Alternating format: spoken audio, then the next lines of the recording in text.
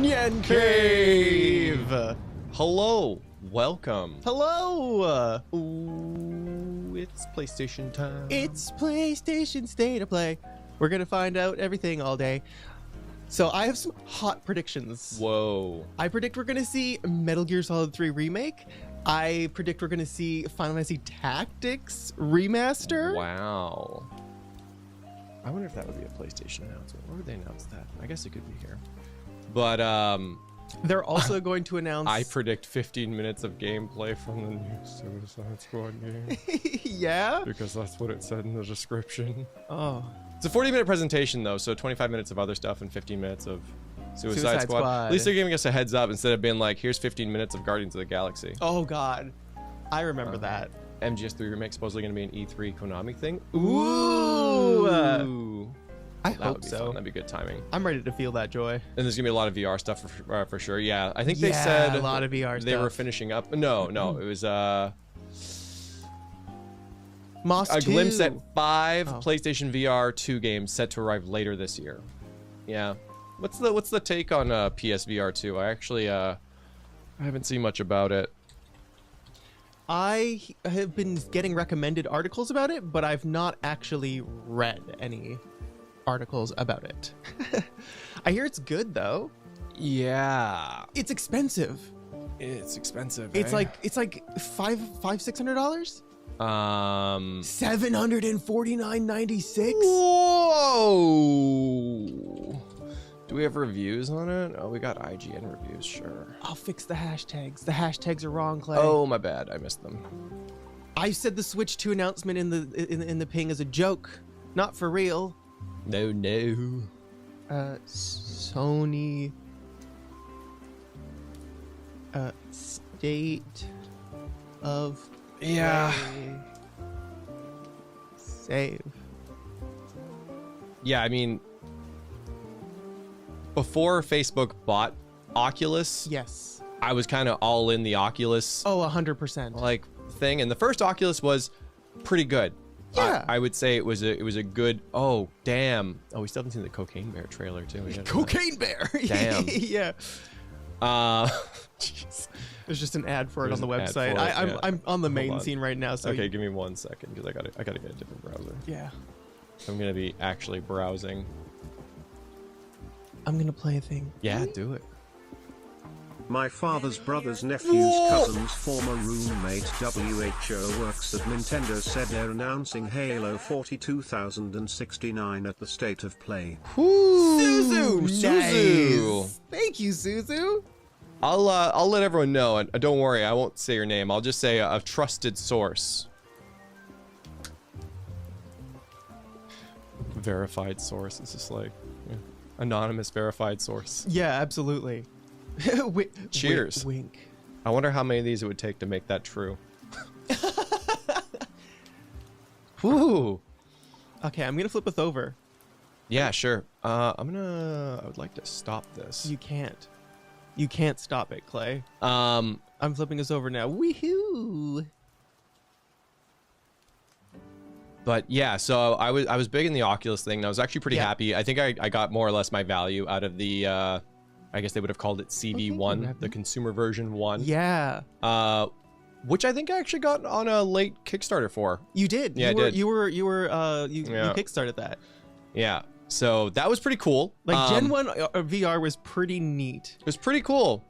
I really like that you don't have to have like the tracking thing set up anymore though. Yeah. Because that was a big pain point in early VR. Yeah, that was probably the biggest barrier to actually playing VR for sure, was getting the sensors set up. Like I wanted to mount them in the ceiling and stuff, so I just wouldn't have to deal with them, and then to manage the cables, and then the data's transmitted really quickly, so you need to make sure you're using like the right cables. They have to be active cables. If they're too long, it was a bit of a mess. But this whole like you just put on the headset, and whatever room you're in, as long as you have enough space, is your room, tracks quite well. Yeah. The hand tracking was still a little not as good as it was. I haven't tried the hand tracking on the new update for Meta. Yeah. but I haven't updated it, and it keeps asking me to sign into the MetaQuest account. It's and I just so say, bad. I just It is go, so no. bad to use the Oculus Quest 2 outside of platform. They do it on purpose. I swear. I swear. Like, it's just, I want to play some Steam games. They got like an Oculus Link. You think, oh, it's easy. It's not. It's a nightmare. Yeah. It is. And then like, and then they did this whole like transfer from Oculus to Facebook. So they like move my games. I don't know where the hell my account is. I don't know what email it's linked to. I don't know. I just don't know. It's not great. It's not great. It's a mess. I heard about the new Oculus hardware, and I'm like, oh yeah, hardware wise, that sounds very interesting. I will never buy that headset. No, I will never buy that headset. that's the thing is, I think that once Apple makes their AR VR headset and we start getting more consumer, they're still gonna do the whole walled in thing. They're not gonna say, oh, you can use your Apple headset on Steam games. I don't think they're gonna make that easy. It's not them. It's the people who come after who make the open source headsets. Yeah. Like, I kind of wish I got a what are they? Was it the Vive, the Steam one? I feel like it starts with an I. Valve Index. Index, thank you. Yeah, I kind of wish I bought an Index. And like, the Index is the thing they're still selling. Like, I'm not going to buy what is it now, like a 7-year-old headset? Yeah, and this, you're right, Godzilla. This does look like a lot slimmer. Yeah, the original PS4 was thick. PS VR, yeah. And the controllers look nice. It looks nice. It looks nice. Looks good. Yeah, like, I don't know. I kind of want to, like, because does it look 800 Canadian dollars? I don't know. That's the thing, right? I don't know. I think I'd rather get like a multi-purpose thing. But then there's like PSVR exclusives. It depends if this. I'm gonna see, like, because if this could be used on PC very easily as well, I think that there would be a better value proposition for it. I would agree with that. Because if this is exclusively locked to like PlayStation 5 and only PlayStation 5. It's a tough sell. Yeah. It's a really tough sell. Like, it feels like you would invest in like a 3D TV kind of thing where it's like, yeah, I don't know. I'm gonna play a thing. I'm gonna play a few things. PSVR2 tech is good, but the price point is too high and the games right now don't justify it. No, they need Half-Life Alyx on it. Yeah, that's the issue, right? Project Soul. I'm gonna look this up really quickly. PSVR 2. Thanks for being a Twitch Prime subscriber for 60 months. Dang, 5 years. Woo! I'm glad you know that that's math, because I was like, I don't know. So let's see. Yeah, PSVR 2 will not work on your PC. Even though the devices are recognized, sadly, it's also unlikely we'll ever see official drivers. Wow. It's likely Sony wants to keep the PSVR 2 support the PlayStation platform so they could still stand to earn on software sales. And I think that's a mistake. I think that's a huge mistake. I think that's a huge mistake.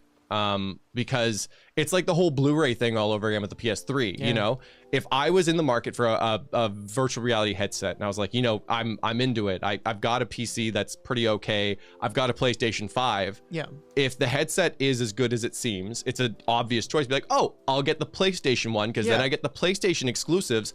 I get the PC thing in a playable, you know, environment, and it's the best of both worlds. It's easy. I wouldn't spend, you know, $1,000 to just play my PC for a comparable experience. Exactly, right? It's just a bad move. It's a bad move. I think it's a really bad move. I think that maybe the community might be like, let's try to jailbreak this. Yeah. Well, probably. That's why I think the article specifically said official drivers. Oh, wow. Yeah. The tech got better, but they had to cut off PSVR 1 games to do it. It's not even backwards compatible. Ouch. Probably because they sell at a loss to make profit on the PC and never buy PSVR. Like, I still think it's a mistake, even if, like, I'm not disagreeing with you. That's probably the thinking behind it, but I think that thinking is flawed because at the very least, even if they sold more headsets, then it appears that there's a larger user base for developers to potentially sell things to. Because that's why, like, some games are so much... have more games, you know, because it's like that's why some games have so much more games. Yeah, well, it's because like you can develop a game that has a potential, like a mobile game, let's say, it's a potential audience of billions of people. Yeah, you know, of course it's very crowded. Can we get some more bumping music? This is super chill times, but I'm listening to you talk and then the music's like and I'm like, oh, take me away to the sleepy place music. But yeah, no, I get it. It was like, it's why Steam gives free weekends. I think they just got to get headsets out there no matter what. Yeah, like if you if you get people using it, word of mouth will activate sometimes, things like that. But at $800 for a PlayStation 5 locked experience. Ooh, that's good stuff right there. That's the good stuff. Oh, why did you inject that nostalgia right in my veins? Yeah, I don't know. And like the funny thing is we've seen this before, and it's never worked. I think where it's like, oh, we're gonna restrict it so they can only play our games and sell it a loss, and we'll make it back on software. I don't know if it's actually ever worked for anybody. I don't think so. And it's ironic because one of the only things that saved PlayStation 3, the consoles, was, you know, being able to play Blu-rays. Like built in. I'm gonna play some more things. I'm trying to find some PlayStation. My anonymous source say Pizza Tower will be here. Hype. Luis! Pizza Tower's gonna be there. I love Pizza Tower. Oh dang! The animation Pizza Tower is like crazy good though. I watched Vinny play a little bit of it. Yeah, I was looking for like hype PlayStation music. No, it gets hype. Wait. Oh, You've never played Chrono Cross, so you don't know. Because we all know PS3 has no games. I actually know people who bought the PS3, had no games on it for a period of time until they eventually bought Uncharted. You know? Yeah. But yeah. Didn't expect that, did you? Oh, there it is. Yeah. If it's a good PC experience, like unofficially, I'd still consider it, but with no PC support, I couldn't justify the price. No, like off the bat, like, okay, 750 Canadian dollars for PSVR2. Yeah. That you can only play on your PS5. Yeah. When, like, if you have a PC that can run stuff, like, why wouldn't you?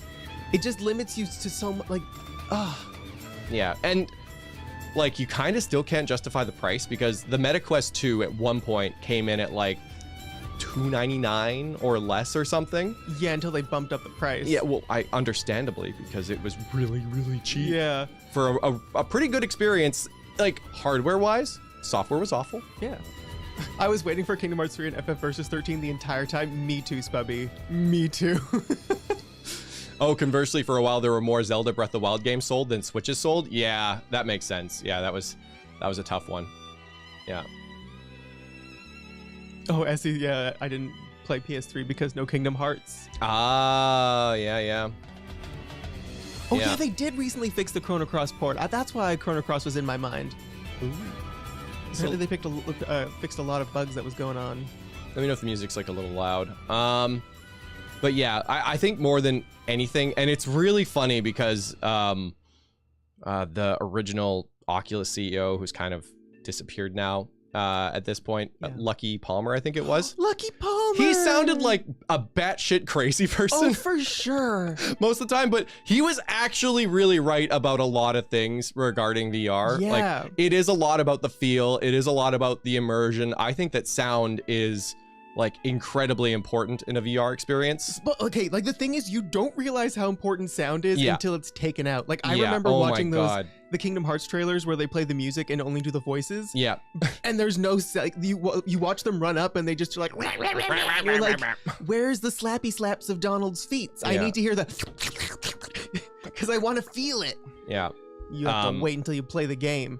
But yeah, like, more so than graphics, it was like, you know, the frame rate, the one-to-one movements, the sound, and you really can get lost in it. I like, he took it too far. I can't remember. He's like, you know, and it can become an experience where you forget and like you see and you hear things that are so real that you start smelling them because they're so damn real. It's like, yo, what are you on? Spubby says that the man who wanted to make his own SAO headgear that actually kills people. I saw that. Yeah. Like, that's the thing. He's right about some things, but he takes it too far. Well, that's the thing. Sometimes you can pick out genius in the madness. Yeah, sometimes. That's why you need people around you to hold you back from putting frickin' spikes into your VR headset. Or bananas in your salsa. Yeah, bananas in your salsa.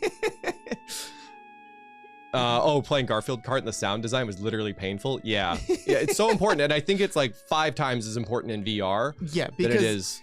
If you've never had like a VR headset on, it really is kind of next level. It is when it's done correctly. And like the things are so much more obvious when you're inside it. Like if a sound comes from the wrong direction or something doesn't sound the way it should or something that should have made a sound didn't and stuff, you're like, oh, well, this is weird, and then you're or the kind of like, controller doesn't vibrate correctly. Oh yeah, that was something, and this is all on feel for PlayStation, or sorry, on PlayStation, but for virtual reality in general, because I had the Oculus first one, the consumer version one, and something that he said was super important that everyone was like, oh, you're a nut job, was the haptic feedback of the controllers, right? They were really, really great, and I only knew that headset, and when you sliced blocks, this is the biggest example, in Beat Saber, it felt really satisfying. It kind of felt like there was some sort of resistance, you know, even though there wasn't, but it was satisfying, and it felt right. And then I tried the Samsung Odyssey, I think it was, which had paddles. It had a much better headset. It had like OLED and all these great display things, but the haptic feedback in the controller was awful. It was not good. It felt like hollow. It felt like I could specifically tell you where the little like engine was with the weight in it that spins, and that was it. And it didn't feel right. It felt so wrong. And and even though a lot of things were better about it, I couldn't play it. I couldn't play it. It just didn't feel correct. Didn't feel good. I wonder if the PSVR2 uses the same kind of technology that the Switch little thingy-majiggies, the Joy-Cons, the Switch Joy-Cons. Oh, yeah, because the Switch Joy-Cons like feel great. HD Rumble, the HD Rumble was a meme, but I actually really liked it. But when you feel it, you're like, okay. Yeah. So if they have like an HD Rumble kind of thing in the controllers, I think it's necessary for VR. It would be really good. Yeah, I won't buy like the things I thought were important initially about VR, which was like resolution and like screen and all that. The headset has Rumble. Oh, that's interesting. Huh. I never thought about that. Yeah. That sounds neat. And again, it's one of those things where you're like, a headset has Rumble, why would you ever want that? It can make a difference. It can make a difference. VR is a bit of a different landscape. It's very interesting. Yeah. The haptics in the PS5 controller are better than the Switches? For sure. Yeah. Nice. I believe it. Yeah, I love the haptics in the I haven't had like a chance to really like, the last time I used it was for Astro's Playground, and it felt really good and really cool with like the adaptive triggers and stuff. Oh, is there adaptive triggers on this? Probably. I mean, why wouldn't there be? Controllers. But I remember specifically using the HD Rumble and the Switch Joy-Con for was it? It was a game in Mario Party, I think, or something. I can't remember. Probably. But when they were showing like the ice cube dropping in the thing, and you're like, you can feel where the ice cube is. I was like, oh yeah, I can feel the ice cube. If that makes sense. In a plaything. I Lollylule love you, not spooky. Thanks for being a golden waffle. Hey, thank you. Not spooky. Not spooky. I gotta assume that Hi, Catherine. it's sad they're not really saying it here, but yeah, the buttons have a capacitive touch, which is nice, very important. I believe the Oculus One had that, where even if you're not pressing it, the thing knows your hands are there.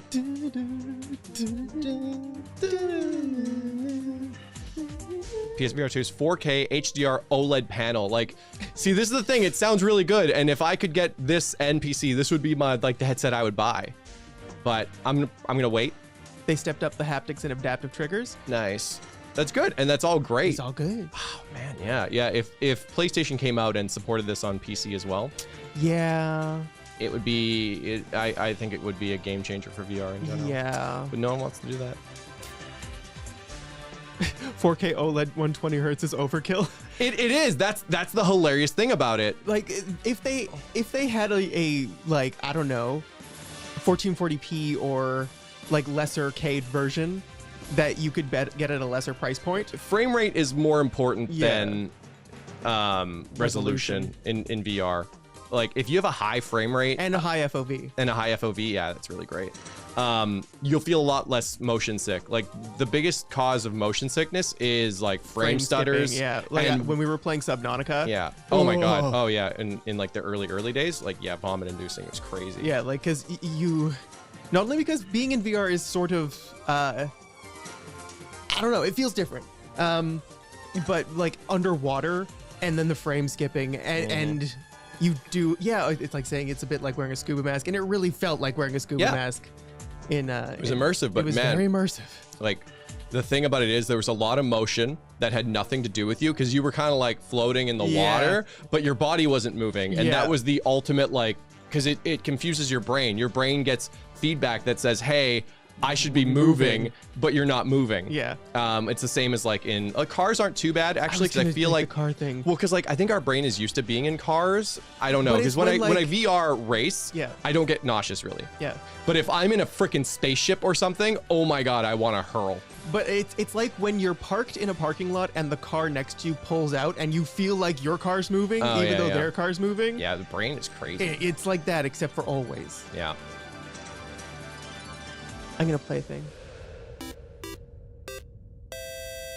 Nathan, affection. Thank you for being a golden waffle for 11 months in a row. Hey, thank you. VR is big for Gran Turismo, in my opinion. Not as many moving parts in a racing game as something more than like a role playing. Yes. Thanks, Nathan. Yes. But there's such a high barrier to entry, because like some of you know this, but I have like a full-on like racing simulation rig upstairs in a room that I use my laptop for. And it's just not the same unless you have like the whole kit. Like when you do, it's so good. Like I've been playing some mostly Assetto Corsa. I can't pronounce it because it's like Italian. Competizione. Perfect. Nailed that. And it's great. I don't think that I would ever really want to put the VR headset on and use a controller though. I don't know. It just wouldn't. It's not quite. What would you want to put the headset on and use a like wheel? Because there's there's a PS5 wheels though, isn't there? There are, but that's a really hefty investment though. It is. Like even for an entry level one, it's still an additional investment. So it's like you got to get the PS5. That's like I'm just gonna ballpark your own prices, like $500 or whatever. And then you got to get the VR headset, and I'm gonna work in Canadian numbers here. Sorry, $800. And then you got to get even an entry level wheel, which if you really like it, you'll probably end up replacing, because the whole like racing simulation thing is an enthusiast hobby on its own that you could spend like thousands of dollars on. But let's say you just get the entry one at like $300, like the kit. Yeah. And then you need like something to set it up to, and doing it to your desk isn't the best experience. But let's say you do that, you're still like $2,000 at least in the hole just to play Gran Turismo 7 with a wheel and a VR. And I don't know how many people are gonna do that. And the new Horizon game. Ooh. Headset plus PS5 is cheaper than a high-end gaming PC. Like, I would like, yeah, I guess you would have to like a gaming PC with a headset. Absolutely, I would say for sure it's cheaper. And Nathan, like, I agree with you, but like, it seems like we're gonna get like 7 games on this thing. So would you buy like an $800 headset to play like 5 games? And if you're lucky, you might like 2 of them. You know? But if it was like, that's the thing, is if it was available on PC as well, you could have access to your Steam library or and Fabian says my sim ring's about 700 and that's on the cheaper side. Yeah, like I got the Fanatec I can't remember what the hell they call it. It's the one with the belts though. It was a really popular one before then. I got it on Craigslist for like $400 I think, and that was kind of a steal. One of the wheels alone, just the wheel, not even any of the stuff. They sell it for like $500 for a wheel. The wheel has like a bunch of buttons and stuff on it, but like, it's $500 VR for a has wheel. Always seemed interesting to me, but the price point is high. Maybe the PlayStation VR2 drops on price one day. Jody, thank you. Yeah, it's VR is really, really, really cool. I 100% believe that like that's like VR AR is how we're going to be consuming media in like the next 20 years. And also, if you are interested in like VR virtual racing and stuff, in my opinion, the most important part are the pedals. If you're going to splurge on anything, splurge on the pedals. Yeah. Cuz like it's good. Like braking and the gas and stuff, it's so different, and the experience it's for me, it's the most important part. Wait, you hate VR, Catherine? Wait, what is it? Is it like a motion sickness thing? Because I believe like AR is going to be more common than VR But I think like your AR glasses are gonna have an option to be like, no VR time. Yeah, I love the idea of AR, and it's always felt like a lie to me. Do you remember that super cool like Minecraft AR experience that was going to happen, where it was like you could, I don't even know what it was, you like point your phone at something or whatever, and there was like Minecraft in real life, and it was gonna what the fuck happened to that? Like they did it and everyone was like, oh, it's the coolest thing ever, and then it just never came out. Well, I don't even remember what it was called. It might have come out. Yeah. HoloLens. Well, there was the HoloLens, but then they also did something else. They got like a few creators in to demo it, and everyone's like, it's life changing. And then it just like, where was it? Just a fart in the wind. It makes you feel sick and you don't like things touching your face. Those are very valid reasons. I hope that in like the future, like it'll just be like normal glasses and not a whole like thing that's on your face. It's in the room with Genshin on Switch. Oh yeah.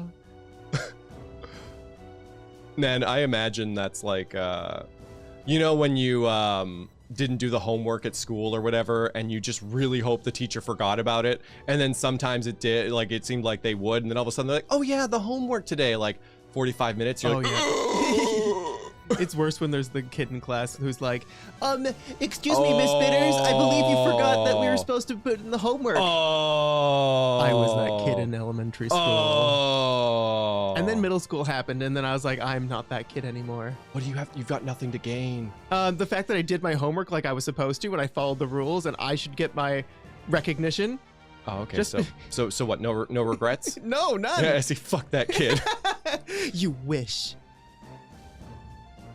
I'm gonna play a thing. Oh yeah! $500 for a wheel. Well, here's 1/10 of the way there. Hey! Also, I can't do VR either because it's ages me cooking. That makes sense, TB. TB. Thank you, TB. Sorry, I don't have my. I didn't have my. You didn't have your thing open. My screen up. So I was surprised. Dang! Thank you. Yeah. It's. Yeah, I don't know the extent of the pukiness for you, but don't be too afraid to give it a second chance with like the right hardware and the right game. Yeah, the right hardware and the right game. There's a lot of experiences where they have you trying to like move and run. Yeah. I can't play the games where you move and run. Yeah. Those make me feel ill. I think if you stick to body-based games like Beat Saber. I think everyone's first VR game should be like Beat Saber. It's so easy to understand, and it's and like this is my not pukey like checklist. 1, your motions are 1-to-1, so you're standing in place, and the only thing that's moving is you moving. Everything's 1-to-1. 2, you're on the right hardware, and you have a high like frame rate and stuff like that. Yeah.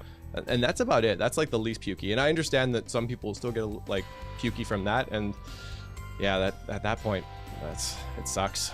But yeah, I don't know. Like I think VR is a tricky thing because I think it's a way out from being widespread, but it is cool. One thing that isn't, because like with VR, people get really excited about games and stuff, and like Meta, I guess, is trying to bring some of these things in, but watching things. The original Oculus had a what do you call it? An app, sorry, where it would literally just put you in a virtual movie theater, and it was a really cool thing. It was actually really impressive with the low resolution screens that they had, the fidelity they were able to get out of it in the end, because when you think about it, it starts to make sense where it's like, okay, you're watching a gigantic screen, technically as far as you can see it, on 2 tiny little screens. Yeah. So things like text and whatnot appear very odd because there's literally not enough pixels to make the text happen. But yeah, so I mean, like that's really cool to me that you could be sitting in your room with the headset on, but having a TV the size of a wall. And with some of these higher quality screens and whatnot, I don't think that will be an impossibility. No, I think like that's the cool thing. It can replace a lot of aspects in your life. And like you could really get into like a whole Matrix thing, especially with like the whole wireless headsets or something, where you could put the headset on, be on your spinny chair, and have like literally screens everywhere around all you. around you. Hacking and using your hands to like move screens around and shit. Yeah.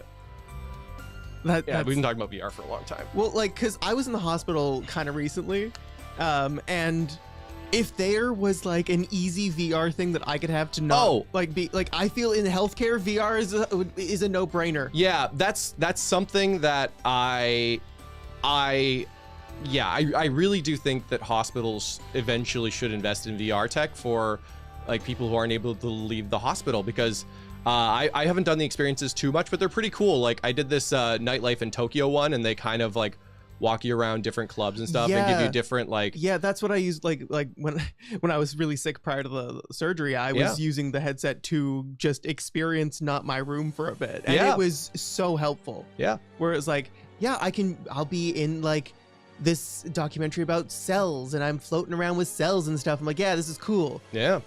So I think like, in the healthcare industry of the future, we're gonna have VR headsets. I think that's a really cool use for it. It's unfortunately like, I think one of the. I think we're quite a ways away from that. I think it's something that just isn't given a high priority. Is like, because I think it ties into someone's mental state of well-being, and. Well, it's subjective, I guess. Hospitals are presently designed to treat patients of their illness, not to help them recover. Yeah, yeah. And like that's the part that's kind of, at least this is Canada, by the way. Oh wow. Like it's not a conducive environment for recovery for the most part. Yeah. You used to work for an Alzheimer's charity, and that a VR experience that showed you how someone with dementia sees the world, and it was really, really helps people understand it. It's a great tool. That's scary. Oh, that's why PSVR2 should be on PC as well. Yeah. Well, and we were like, this is no secret anymore, but we were talking about there was like a war-ish, I guess, corporate war in the 90s. It might still be going on, but Microsoft and Apple wanted to get computers into schools as cheaply as possible because they wanted kids growing up on their hardware and with their ecosystem, and they'd be taught to use it, and it would be what they know, and so it would be what they would buy eventually, you know.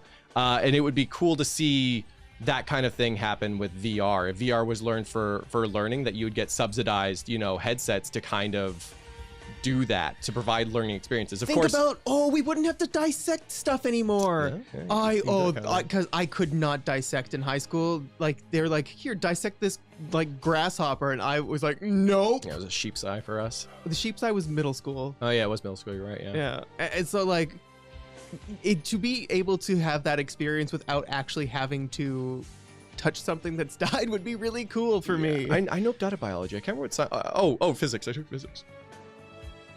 VR is hard for people with bad vision. Yes. That happened at my school. We got a bunch of Apple computers. Yeah, we were talking, and it's like in elementary school, all our computers were Apples. Yeah. And in middle school, we had the iMacs with the color back. That was in high school. That was middle school for me. Yeah, because you're a little bit older, so. I'm quite a bit older, actually. Yeah. I never knew that's why we had a bunch of Microsoft computers. It was genius. Yeah, I had Apple was, I think, early on it, and then Microsoft was like, oh crap, and then kind of like got back in there, because for high school I had Windows. And now it's Chromebooks. Oh, because they're so cheap. They're so but they're cheap. Also so functional. And you can lock down aspects of it and things. Oh, dang. Because my nephew has a Chromebook from school, and my sister tried to check her email, and she's not allowed. Yeah. So like they can lock it down, they can keep it safe. Spicy. And it's a double-edged sword though, because I don't know, I might get upset using a Chromebook, being like, I will never use this again. I know, that's the thing where it's like. At what cost? You're kind of putting the experience in the hands of someone else. Yeah, I think that like if you're on a budget, I think Chromebooks are a pretty cool value proposition. Yeah, they're making gaming ones now. What? Yeah. Right? Oh, I wonder if that was part of like the Stadia push. High refresh rate screens and things like that. It is for cloud gaming, like GeForce Now and that kind of stuff. Yeah. They don't know any better. Yeah, it's true. Alvaro, you've stolen my heart. Hey. Thank you for being one of us. Yeah, thank you. It's members like you guys that are keeping this thing going. So we can bitch about VR. Hey, I think that we have valuable knowledge about VR. Yeah. So I would love to hear a designer's explanation on why they put in 4K HDR OLED panels into this headset. Because if they say future-proofing, that is also a mistake, because by the time that 4K HDR OLED could be done on a PlayStation something, it's going to be obsolete in other ways. And it's just going to need a new headset. Obsolete in other ways, such as like input, tracking capability, sound, hardware.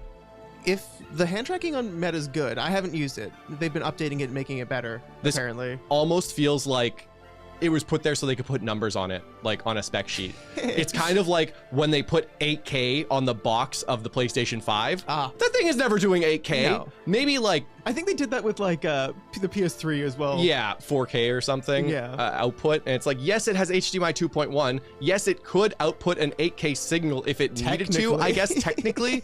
But like, why? You know, and I remember the word 4K 120 being thrown around. I think that was also in reference to the HDMI 2.1 output. It was never going to happen. The thing is lucky to get like 1080 120. Oh, isn't it only 2K per side? They just say it's 4K? I mean, sure. Still, it's a lot. I mean, but then again, 4K panels aren't that expensive these days comparatively. So I think it was just so they could put numbers on a spec sheet. Because numbers on a spec sheet. That feels like then, some old school E3 level BS where it's just numbers. Numbers on a spec sheet that never translate into any sort of meaningful gameplay experience. But yeah, I mean, when I see 4K HDR OLED panels, I go, I want to plug that into a PC. Yeah, you know? Right? I want to experience this. Have you guys seen how horrendous Tales of Symphonia Remaster is? No, but they've remastered it like 4 times. Haven't they figured this out yet? I think it's the first time on Switch though. Oh, okay. I'm gonna play things. Oh, sorry, I skipped the Silent Hill music. It was making me feel things. Wait, if your computers were apples, did you eat all of them? Okay, sorry, bad joke. Jody! Eventually in my school, we had to eat the computers. They were named after reboot characters. It was really kind of fun. Oh, no way. Yeah, there was like Scuzzy, Hex. Oh, yeah, you're blurry. I'm blurry. Why are you blurry? Oh, that's weird. Wait, no, this is a while. I know. When I went back and I was all spinny. No, you were. There you go. What is this? This feels jaunty and fun. Yeah, I think I rented a Wild Arms once. Oh, this is Wild Arms. Yeah. Ryga, affection. Thanks for being a Golden Waffle for Nintendo 64 months in a row. Hey. Proud to be a monthly contributor to the Wheel Fund. Yeah. Thank you. I was telling Nyanny, I want to bring the punishment wheel back. The punishment wheel. Clay VR experience is blurry. We should bring a wheel back. It would be the most boring thing ever, but we could set up like a 360 camera in this room and do a second stream on a second channel where you could like be in this room in VR. No, I pick my nose, Clay. You can't. So you could just like stand over Nyanny's shoulder. It would be Nyanny's favorite thing. It would be my absolute favorite thing. And we could use spatial audio so that like there'd be like a humming noise whenever anyone got nearest to you. Perfect. Oh. Yeah. How do I sign up? Right. Been busy with life, but I'm happy to be back watching you all. Hey! Heart, I'm going to be going to law school this fall. I'm so excited. I'll let you know if my rival prosecutor is hot and frames me for murder. Alvaro! That's so cool! Oh, I hope you have a rival prosecutor that is hot and frames for murder and there's a sexual tension between you. This is Parasite Eve music. It is. It's good. That's amazing. Good luck. Thank you, and yeah, good luck. Yeah. Objection. That's an amazing journey to take off on. Yeah. Oh, those freaky ear mics. Right. Hey guys. I'd if my monthly member thing went through, but I hope you guys have been doing well. It's my first live-in months because of work. Purple heart. Brandon! Hello and welcome. And that's so odd. I don't see it in the feed. Baby, it's slow though. Maybe.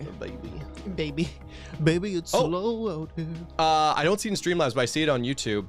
And just, yeah, there it is. Brandon. Hi guys, been months I've been alive. Hello. Sorry, Brandon. Hi. Yeah, Streamlabs was weird on that one. Okay, I'll rate you on. I got you, boo. I Thank got you, boo.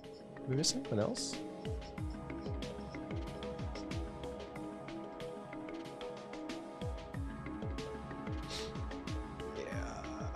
I think, yeah, I know. I think that's, I think we're okay for that one. Yeah, because I gotta, yeah, a little weird, but it's all good. Got you.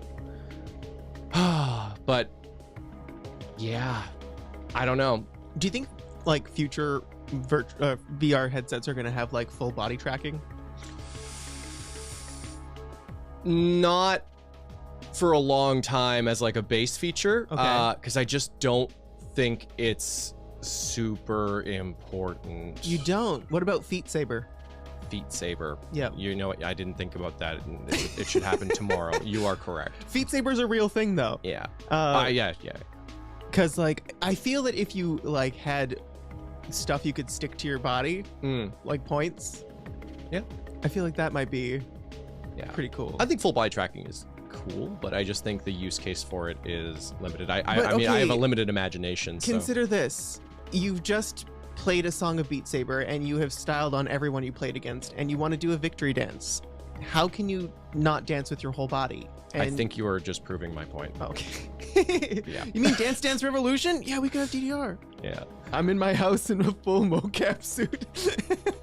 Yeah, you know. Because this is actually something else that I think Lucky Palmer was like ranting on about, that everyone called him crazy for, but actually has like some sense to it, where in the future people will just have like empty rooms dedicated to VR. Yeah. You know? And when we get to that point, I could see full body tracking being an actual thing, where it's like, you know, the agreed upon thing is that a VR room should be like 10 foot by 10 foot or whatever. Yeah. And like, could you imagine you just put your headset on, you have full body tracking, you walk in and your friends are there and you could play like a tabletop game in VR or whatever. Yeah, yeah. And it's like everyone's there.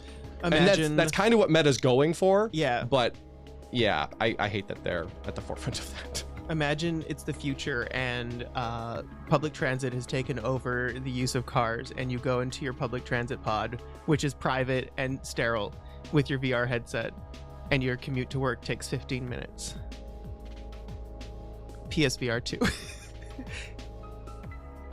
Imagine full VR arcade rooms in public places. Like that actually was, there's one in Vancouver. There's a few in Vancouver. I was actually going to check out. I actually drive by one whenever I go to the doctor. Yeah, right. Yep, treadmills for VR. I think that's really cool. Yeah, like, oh man, a stationary bike with VR. I think that's pretty cool, especially like it'd be super expensive, but if it like also tilted down or went back up and kind of gave you the feeling. I want a Star Trek holodeck. Yes. I mean, it's as close as we could get to it for now. I can't wait for us all to be teleported into a VR space. We could stream in VR. Yeah. Yeah. I mean, I don't, that's probably a ways off, but yeah. Oh, yeah, you were just talking about it. We could have a 360 camera and people could just come in. Yep. We can put those freaky ear mics on it and be like a little like dome. Yeah. And you could just look around and do a thing. Don't know if it'll work worldwide. A lot of places don't have enough space to dedicate a whole room to a VR. Yeah, exactly, right? I'm not saying this is like a tomorrow or a 1 month thing, but I don't think it's an impossibility like in the future. And it also just Well, depends, you know what would right? really help VR? Murphy beds. Oh, yeah. You could just, if you could fold your bed up and fold it away, then you have a whole bunch of room. And maybe Sword Art Online will finally be real someday. And then I could be the Kirito. Ooh. I feel like sanitation would be a huge issue with public VR. Some places just wouldn't do a proper job of cleaning it.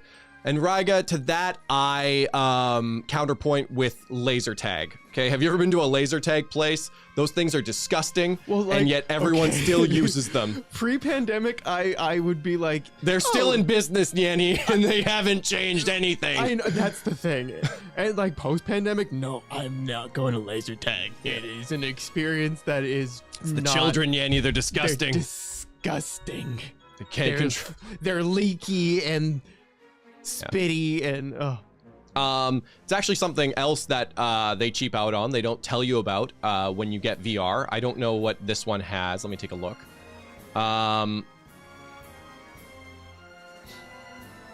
Okay, yeah, that looks like it'll be fine, because for the majority of people, myself included, when you use VR, it gets sweaty. You're moving, it's hot, and it gets sweaty, and oh my god, the first Oculus had this like foam. It was not okay. It was disgusting. Yeah. The first day I brought like friends over, like, oh, try out this new VR thing. The thing smelled like an NHL locker room. It was awful. It was awful. Like after someone took it off and you put it on, it was cold because it was so wet. Oh God. Yeah, it was cold. It was and so steamy, disgusting, and your eyes would sweat, and you would have someone else's sweat on your face. It was not great. There's a company called VR Cover. They're still in business. I bought from them recently. They have great products. They have this like, it's comfy. It's not real leather, but kind of. Anyways, it's soft. It's comfy. It doesn't absorb the sweat, so you can just wipe it off. Yeah. Sorry, Catherine. Can you wash or clean it? No. That was what was so bad about the original Oculus head thing, because it was there. The foam was glued to the plastic. Yeah. So like you could dry it, you could kind of clean it, but it was disgusting. Yeah. So these VR cover ones, you can actually, they're like Velcro. You can take out the filling and you can wash it if you need to, and it Velcros on and off of the cover. Again, it's kind of an additional cost thing as well. But oh my God, it can be disgusting. This looks like it will repel sweat pretty well, so that's nice. Yeah, it looks kind of like what the VR covers would be. This is really interesting. Yeah. This whole nose thing. But yeah. Also, for those who do use glasses and stuff, I've had a few people who have tried VR and they're like, it's not that great, but then they've done it with contact lenses and they said it's like a whole different experience. Some headsets do also have mods that will allow you to wear your glasses underneath, but I still don't think that's ideal for comfort and other things. It doesn't feel nice. And it's unfortunate because I don't think that contact lenses work for absolutely everyone. Well, I think like I've not really used a Halo style VR headset much, so I don't know how that fares with glasses. Yeah. I'm gonna play a thing. Better. I love you, Catherine. Thanks for being a glory to Oh, NyanCave dang! for 38 months in a row. Quit having philosophical conversations. I'm in grad school, and I will argue with you and ask for your reference list. Thank you, Catherine. Wow. Isn't that like the whole thing about philosophy, is that anyone could be a philosopher, no matter how wrong and dumb they are? Yeah, which is why you have that folder called Becoming a Philosopher. Yeah, absolutely. It's not ready yet. Don't look at my work. I mean, like, I was wondering why you weren't wanting to like sit down and watch The Good Place with me. It's all about moral philosophy. Absolutely. Philosophy. Nothing to do with Catherine Stewart. I can't remember her name. Catherine Stewart. Kristen Bell? Christian Bell. Kristen. What a cutie. I think PSVR works decently in my glasses. Nice. Thank you, Catherine. That's crazy. Yeah, I think the Halo... We're going to have to make plans to meet up works soon, better for Catherine. We glasses. were talking about it, and then it just never went anywhere, but I would like to. I would like to hang out soon. Mm-hmm. Oh yeah, we should do Turquoise Goat. There's a fun place. I don't know if you heard of it, Catherine. It's the board game cafe. Turquoise Goat. Turquoise Goat. I want to play Wingspan and also another game. I can't remember what it was. But yeah. Wingspan, I have that game on the Humble Bundle. Oh really? I think so. Oh. The digital version. Ooh. Yeah, actually one thing, so there's a board game cafe in Vancouver called Turquoise Goat, and it's just slightly interesting because unlike most places, you actually don't tip there. They pay a living wage. Oh, that's so nice. Yeah, which is interesting and nice. Yeah, they quite a few like people on staff and seemed relatively happy.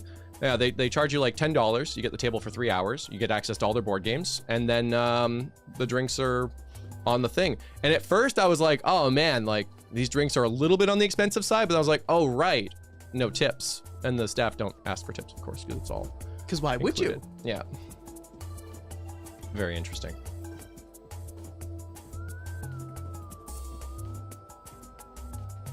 What song is this? I don't know. I was wondering. Oh, it's Ape Escape. Oh, it's Ape Escape. Yeah, Do weren't think you we're wanting gonna a new I was going to Ape say, Escape? we're going to get a new Ape Escape. It's going to happen. I remember renting Ape Escape, not having a DualShock controller because back in the day, PlayStation didn't have, like the base controllers didn't have analog sticks. Could you hide my source for 1 quick second? I'll go to the main scene. Yeah, analog sticks were a great addition. Sorry, I'm going to bring up the stream. Yeah. And so we rented Ape Escape, and I couldn't play it, and then we had to go buy a controller with analog sticks. Oh, so we got audio check. I appreciate Sony for Ape doing Escape that. on PSVR would be really cool, Godzilla. Sony dismantled basically all of their JP studios, so a new Ape Escape is sadly unlikely. I believe. Whoa, we're going fast in time. Nightcore. State of Play Nightcore remix. PlayStation. Oh, cool. Look at the background. It's all blue. Yeah, I'm really glad that I got the contact sensitive lighting going. Ooh. Never say never. We're getting another Professor Layton. It's true. By the way, is Final Fantasy Tactics Remastered really true? It's a rumor. It's a rumor. I also played a little bit of Octopath Traveler 2, and it's a pretty neat game so far. Yeah, you were saying that they've like changed some things, made some cool improvements. Yeah. A lot of people have been playing the demo and really, really liking it. Yeah. I heard it gets like even better after the first chapters, so that's cool. No predictions, no expectations. Yeah. Hell yeah, Jordan. Embrace life as it is. Who did I start with? I started with Throne. Because she had. Because she's hot. She's hot. Yeah, I've done Throne and Oswald, and then I hit my like 3-hour limit for the demo or whatever. They are Yuzuki. They're synced. But roughly. I like them. I predict there's going to be a show in 10 minutes. Tempest! Ooh, don't get your hopes up. Anything could happen. There could be couches. Yeah. The internet backbone goes out again and YouTube goes down. Oh!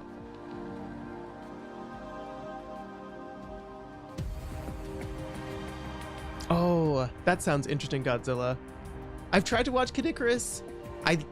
There's some content that I like, but I don't know. I haven't vibed yet, but I'm really curious about wacky and crazy ideas people had for PS1. Yeah, I mean it was because of the weird age where computers were not exactly accessible for everybody, so people were trying to do that. It's been happening since the Super Nintendo. Yes. You know, Super Nintendo at the SNES had a network adapter, potentially. The NES? Yeah, no, Super Nintendo. Oh, okay. Maybe even it was the Super Nintendo that had Yeah. it. Yeah, because it was a mouse keyboard and it had a network adapter, and so they were trying to do that. So there's all sorts of wacky things. I mean, Mario the Game Boy, Paint. regular Game Boy had a printer. Game Boy camera and printer. What was that about? I remember going into the grocery store in the audio video section. They had one. It was crazy. One time Sony's having the audacity to release a whole ass boomerang controller. I want to revisit the story about that because it's hard to separate what was real and what was just rumor or meme, because I heard that some sort of something, like due to some laws, was that they could have done the controller like that, but it wasn't allowed to have vibration. I don't know. AD, man. I think that they were like, oh, because the original PlayStation controllers did not have vibration. The PS3s. They had to add it in because they're like, oh, it'd mess with the 6-axis. Oh, yeah. So we can't. And then people realized how much they missed vibration. Which was crazy because vibration was a bit of a meme when it was first happening, at least from what I remember in my sphere. I wasn't really super on the internet, so I was living in a bubble. But everyone's like, oh, what does it matter if the controller vibrates or not? Ooh. No, and then it's so good. much better. Yeah, it's so much better. I miss the Dreamcast with the memory card that had a screen on it.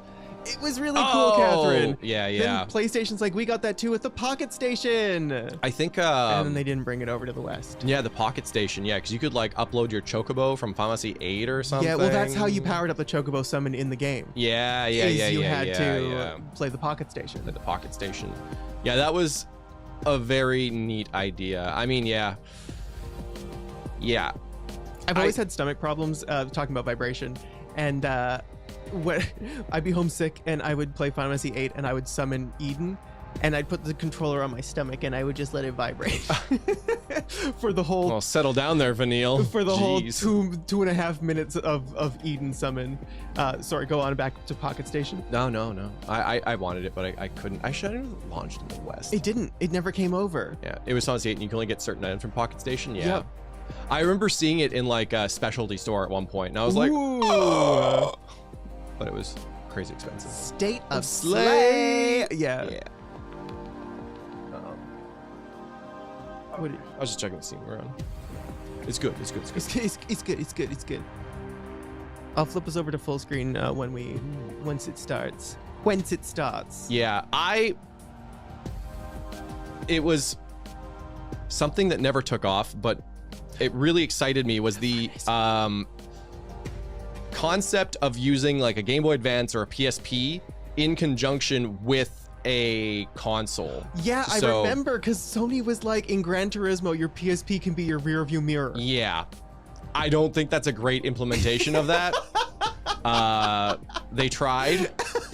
But like, I think that there are like, I don't know. The one that really excited me was the Legend of Zelda, the Four Swords, where there was like an overworld on the GameCube, and everyone's linked up with their Game Boy Advances. And when you went into a house or like an underground, you then went onto your Game Boy Advance screen, so you could do something like different there, separate from everybody. That's cool. Which was really cool. That's really I think neat. Crystal Chronicles did something as well, but I don't know. I just think there are really cool things, and like, it's sad that they kind of gave up on it, because I think there could have been a lot of really cool connectivity, like let's say like a Wii U connected with 4 3DSs doing different like RPG things or transfers, where you would use the 3DS as your controller, but then the screens could be utilized in different ways, where, because you know, like especially like let's say you're playing Tales in multiplayer and you're doing inventory management and everybody has to do their own character, and like you have to watch them then manage their own character. Oh god, how cool would it be if they could just do that on their own screen? Absolutely, you know, absolutely, while whatever else is going on. It's just stuff like that. I don't know, I just think it'd be neat. I kind of miss that. Yeah, you know what's really interesting? Yeah, like, why wouldn't they have a companion app that, you know, where you, like, if you're playing a multiplayer game, you scan a QR code, you download the companion app, and you can do all that on your phone? Yeah, I mean, I think that's possible in today's tech for sure. I think someone might even tried it, but yeah, I mean, it's definitely different. Crystal Chronicles, you only do multiplayer the Game Boy Advance? Yeah. Yeah, one thing that was a very interesting mess was Monster Hunter. Was it Try? I can't remember. It was a Monster Hunter. I think it was a version of 3 for the Wii U, and you could only play with one Wii U locally with 3 3DSs, so one person could only use the Wii U. Okay. That sounds like Try. Yeah, it was really weird, and I can't remember if you need an adapter, but yeah. And then like, I don't know if the online even worked at that point. I don't know. I was so convinced the Wii U was going to get a 3DS, like 3DS ports. Yeah, because I'm like, why wouldn't you? You have 2 screens right here. I thought should make like, this into a DS simulator right away. Yeah, they could have tested the water with like a DS thing. Yeah, because you had the stylus, you had the second screen, you had a giant first screen. It made sense. I don't think it ever happened though. It never did. No. But that would have been really interesting. Actually, you know, it's interesting. Because I've heard through rumors and on the wind that there's a really big homebrew Wii U community. Oh, really? I wonder if they've done that. Oh. Yeah. Oh. Hi, Marina. Chat could probably confirm or deny. Remember, you need to buy a separate Wi-Fi adapter for your Xbox? Oh my God, Ryga, yes. And it was awful. I forgot. Oh my God, yeah. I was at EB Games at the time. We had so many used. It was the worst. DS Virtual Console, yeah. Oh, hi, Soda Melon. And the signal was awful. I genuinely feel sorry for the Wii U. I do too. It just, what a sad little console. Yeah, I don't know how everyone else's experience is, but gaming online on a Wi-Fi adapter has never been a great experience for me. It's a night and day difference with the Ethernet. Wii U was good. I will throw hands. I think the Wii U had potential that was just not at all. I think it was like such a good idea that was not executed well. No, it was awful. Remember the network adapter for the PS2 you could play FF11 on? Hell yeah. I had it. You could buy it in a bundle. Yep. It was a big box. Yeah, it was great. A huge box. Yep. I did that. I had it. It was. Remember the PS1 that could support an LCD screen? I remember that. Oh yeah, that was so cool. it like flipped up. It was the PS1. Yeah, O-N-E. Yeah. Like that thing is so small. I see it and I always forget. It's like so it is small. It is barely the size of a disc, basically. Like you put the disc in it, it's like the entire console. It's a disc with shoulder pads. Yeah. Like that's really what it is. Hey, Quester. Yeah. I never saw anyone actually use it, but the PlayStation toilet. Yeah. But it excited me in ways that didn't really make sense. Wanted one so bad. Me too. Right. I don't know what I would do with it, but I wanted it. I don't know where I'd take it. I don't know, but I wanted it. But I wanted it. Oh shoot, what was it? The Wii U was fine until they put almost all of the Wii U games on the Switch. Yeah. Waffles. It sort of feels like that was a ooh moment. Yeah, I will tell you part of the reason why the Wii U was such a mess. I'm gonna flip us over to big screen. We're on big screen. Woohoo! I can't remember the exact specific details of it, but the Wii U that I bought was one of the launch ones that Costco could not sell. So they went on sale for a ridiculous price. I think it was like $199 Canadian near the launch. It was crazy. It was such a good deal. I had to get it. And I know this was one of the near launch ones or a launch one because it required a day one update that you needed to connect to the Wi-Fi network to do, but the Wi-Fi network was broken. And so a lot of people had this issue. I might be able to still find the guide. The guide was called Fixing Your Wii U So You Can Use It, while also becoming a network administrator in the process. And like, it was, hold on, I'm gonna see if I can find this guide, or if I just fever dreamed it. I really do like, I miss free PlayStation Online. I get why they charge for it now. You know, it's more of a service. You get games. It's fine. It's standard. But I do miss the free online platform. Yeah. It was a NeoGAF forum that I had to use to fix it. It's time. Wii U connection problems. The definitive guide on how to become a network administrator. Anyway, so the first day we were going to use it, 3 hours in the network thing. It was a buzzkill. Story done. PlayStation time. All the wind out of your sails. Oh, it did. Here it is. Oh, it's VR time. Horizon VR Dawn. Oh yeah. It's my favorite gay robots. Like,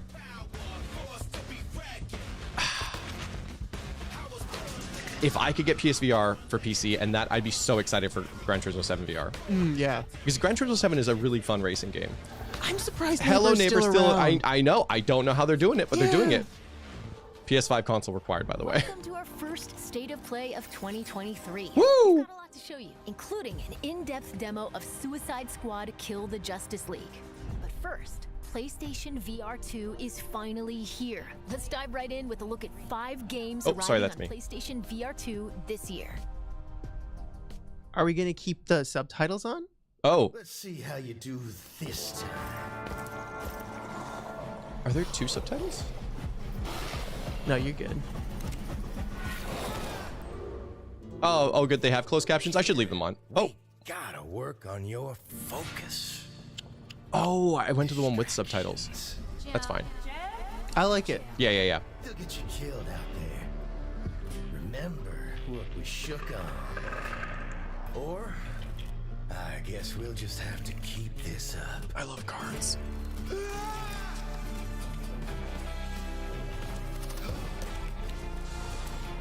No.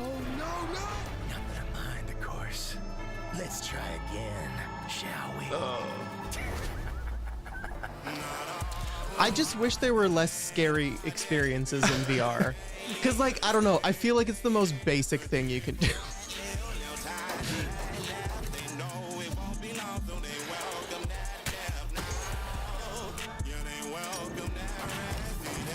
There's definitely a lot of movement going on. Yeah, I'd be worried that would make me feel a little mo-sick. Yeah, it's a difficult thing to do. That was cool, though. Really Hey, cool. catching the wrench? I like that. The Foglands. Yeah, I don't know. It looks like it could be good. I just... How about a chill farming game? Yeah, where's our farming game?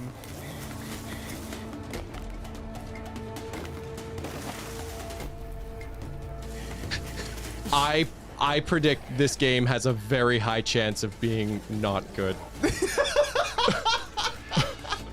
It looks like it's This game? No, I'm getting a lot of red flags from this game.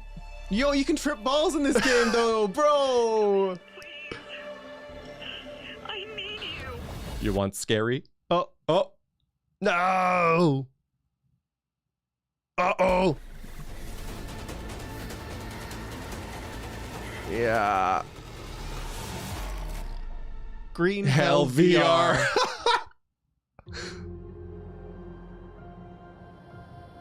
Also, Super Hot is a really great first VR game as well. Is a really good. Yeah, Beat Saber and Super Hot are great VR experiences. I recommend. Half-Life Alyx would probably be after you're comfortable with VR. Yeah, because it's a really great game, but it's really intense. Right, great with that name, Green Hell VR. Basically, the Force. That's the thing. It feels like it's trying to be something that's already good outside of VR in VR, and I think that usually does not. This seems like it's almost a Super Hot. There's like a sliding mechanic. Yeah, see, this movement that's happening, is it on rails? I need to know how that movement is happening. Like, it feels like this is something where you push off of a wall and then you go. Yeah. I don't know, because there's a lot of moving. There's a lot of moving, and you can't be running around in your room or you're gonna run into a wall. Yeah. Yeah, I've because again, I was an early adopter VR. I've tried different movement systems, and none of them feel good to me. There was one where you had to let go like this to try and move, and it was so dumb. You had to do running arms. Yeah, running arms. Oh, it was so bad. Oh yeah, Danganronpa VR. I forgot about that. Oh yeah, absolutely. Synapse or Synapse. That looks neat. It looks neat. It's got style. It's a lot of moving. It could I feel be like it would make me feel sick. Yeah, it does look like Nausea, the game. Planning alone is insufficient. One must improvise as well. Just moving your head makes you nauseous? Yeah, that's the thing, right? May be hard to hear. Okay. The Empire will fall. Oh, thank God. I thought you were breaking up with me. Oh. Wait, what about the Empire? Our galaxy will be plunged into 30,000 years of chaos. I'm going to be here for 40 of it, so that's okay. We can't stop it. But there is a plan to save humanity. Oh yeah, Keep Talking and Nobody Explodes is another great VR experience. Yeah, that's fun.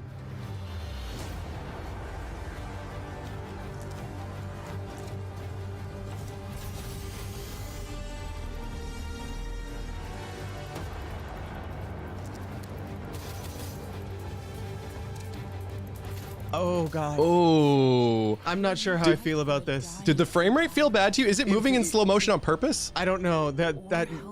Yeah, like in VR. Teeth! Teeth!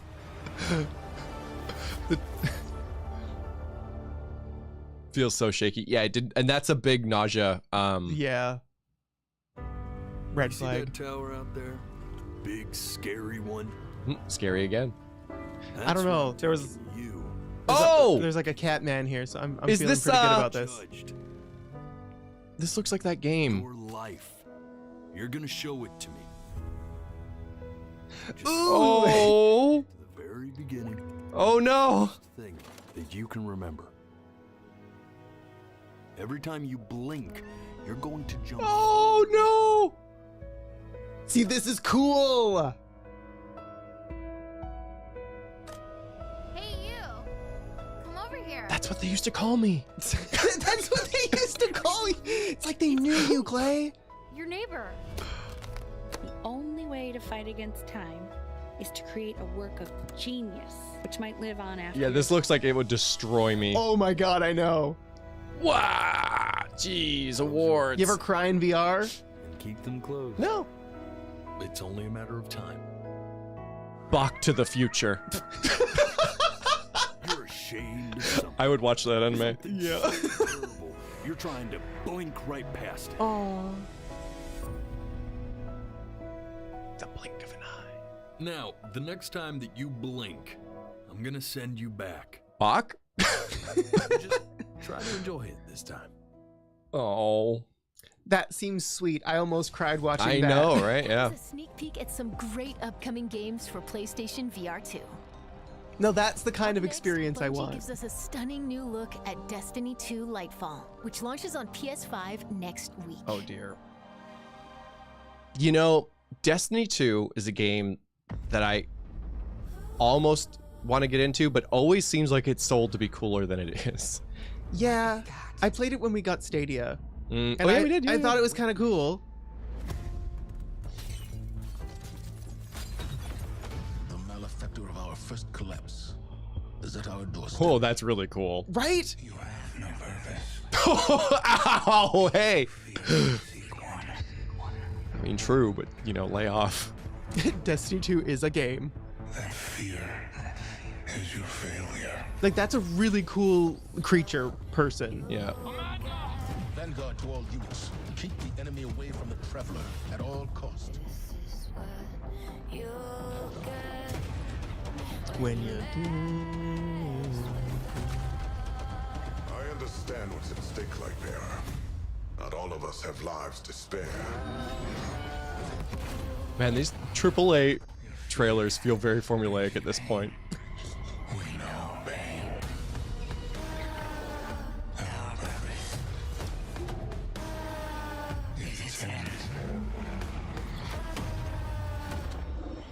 Like, and it's doing it again. This is exactly what I'm talking about, where the game looks really cool, but it doesn't actually pan out to be anything like this. It pans out to be like doing the same raid 20 times to try and farm legendary gear, you know, and yelling at your teammates for being bad.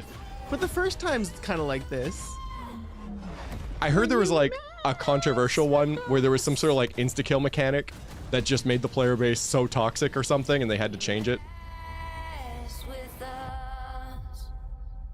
It looks cool. It looks cool. It happens a lot in those games. Ace Weeb? This is made by Ace Weeb. Oh, I think this we've seen game. this game, yeah. You can be a crab. Is this that one? Yeah. I think it is.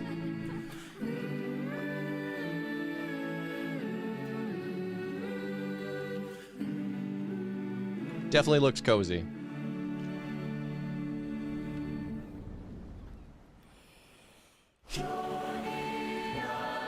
Whoa! Look at that water. That's some freaking 10 out of 10 water. Oh! Were those swimming Skittles? Yes! That's where Skittles come from, Clay. The ocean. They're a crustacean. Oh. Don't worry, it's Legend of Zelda time. Ah! This is pretty.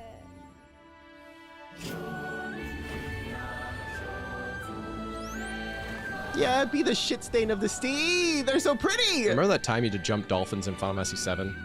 That was a weird thing that happened. It's the one thing no one ever talks about. Can't wait to see that in the remake. Yeah, right. Why am I crying? It's such a good game. March 21st. Oh wow, that's so soon. You could be crabs. Gosh, that's some pretty ass water. Oh, and some good old sand. Ooh. Oh yeah, right after the CPR Here mini is one of our game. most anticipated games, and it's launching into the PlayStation Plus game catalog in March. Ah, cool. Man, I gotta get on that. PlayStation Plus. Yeah, you're missing out on Let's take a games. look I at am. What's in store next month? Yeah, let's see what we're gonna not collect next month. Oh, my God, Dungeons and Weeb Souls! I can finally own Weeb Souls! Oh, and I've actually always wanted to play I know, Minecraft right? It Dungeons. looks Whoa! good. Oh my God. Yo, this looks- RPG fans eating good today! Yes! Woo! I'm really excited that, okay, we have to get Code Vein, okay? Yeah, absolutely. When is- I have not been buying Code Vein even though it's on sale and I stuff because know! I get really close to it though. I know. Every time I'm Yeah. like, should I get this game? I know. And now we can for free. Okay, I thought my screen went out for a second. I'm like, where'd it go? Our next game is from Enhance, the creators of Tetris Effect Ooh. and Res Infinite. This is my kind of situation. Tetris Effect is one I always want to play but never did. I'm yours I think I still should. forever. A dog made of light. Who I are woke up you? one You're time, in that my was a dog. soul. Is this the new Lemmings? Yo, that would be so sick. If you played Lemmings with people. With this like horde of people, it would be so dark. Oh my god! Oh my god! It is Lemmings. It is. Maybe it's a little less violent. Are we guiding people to heaven because we're dogs and dogs are the best? The subtitles are very small and they go very fast. But it They're is not saying actually anything Lemmings. Here.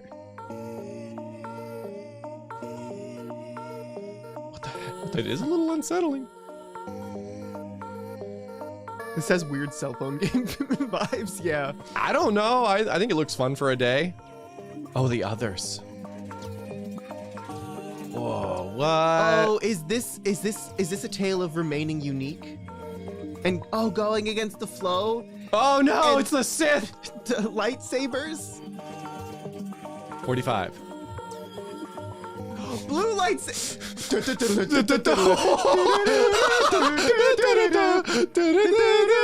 Oh.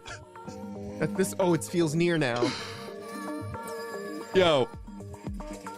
It's pretty rare that, oh, that's great. It's got a content creator. That's awesome. The game's doing a lot of good things. Yo, it's pretty rare that I'm excited for a game I know nothing about, but Yeah. I would actually play this. It's seems, it's interesting. yeah.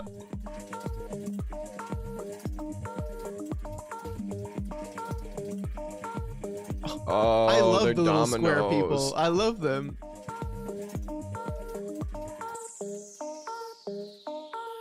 Oh my god. Oh my god.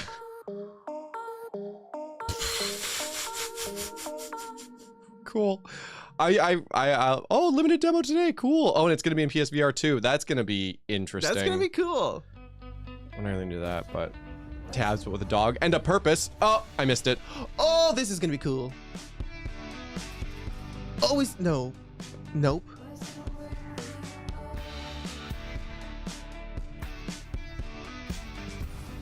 Okay. So, big day. Class president's speech at the Oh, is this Goodbye Dinosaur High? Potential demise of civilization. More of a dinosaur laser fight fan myself. Me too. What's the theme? Using this year to, make an impact. Yeah, perfect. Go with that. Are you okay? Sarcasm. You've come into this year kind of intense with the band stuff. The band is important. Why did she have to just leave? I said it was an emergency. You did, and it is. To you. So it's a rhythm visual novel? Worm drama. Yeah, only go to the gym. Only gym. Only gym. It's weird how everyone's acting like nothing is different. Like to me, everything feels different now. We've always done what you wanted to do, and that's fine. But there's only so much time we have left.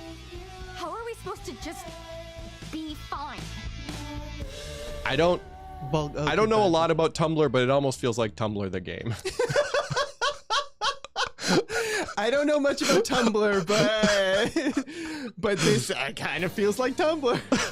Yeah, okay. Oh god, shit! I'm scared of this. Naruto! I'm here. Not. Oh no! Don't show any story. Battles between characters. Should I be scared of this? It'll probably be fine. It'll probably be fine. They're better now, I think. Are they better now? We had to shut down a whole stream because of them last time. I know, just because of the game, just too. because of the video game. The Hokage is the person who walks in front of everyone and bears all the pain. Wow, now Naruto really do be. Why does everyone want to be the Hokage then? That sounds I know, like it sucks. It sounds like it's the worst. But you also get to be the most good. Oh, friendship. Here we go. Yo, Boruto's dad. Yeah, I heard something crazy. In the US, I don't know if it's Naruto, but I think it was like Hunter x Hunter and a bunch of like good anime is just free on YouTube now. Oh, no way. Yeah. That's so cool. Don't underestimate the will of fire. Invader Zim's on YTV's YouTube channel. Oh. Like the whole everything. Cool. At least in Canada. This is the power of all the Hokage. Get it going, Lee. Here I go. I'll protect you to the end. Sting to the beat of the Killer Bee heat. That was good. That was a good line. I like Sting that guy. to the beat of the Killer Bee heat. Don't know who that person is. I love them though. I will never enjoy Naruto's voice. It's not really doing it for me either. From here forth, history will be spun again. These games look crazy good though. They do. I think it's a really cool concept to be able to play through a series like Naruto. Yeah, for sure. Like I think Dragon Ball Z kind of does it as well, and I think it's very cool. With this power, I will establish perfect order. What you describe is nothing more than oppression through force. This Killer Bee, and part of his gimmick is that he raps badly. I love that.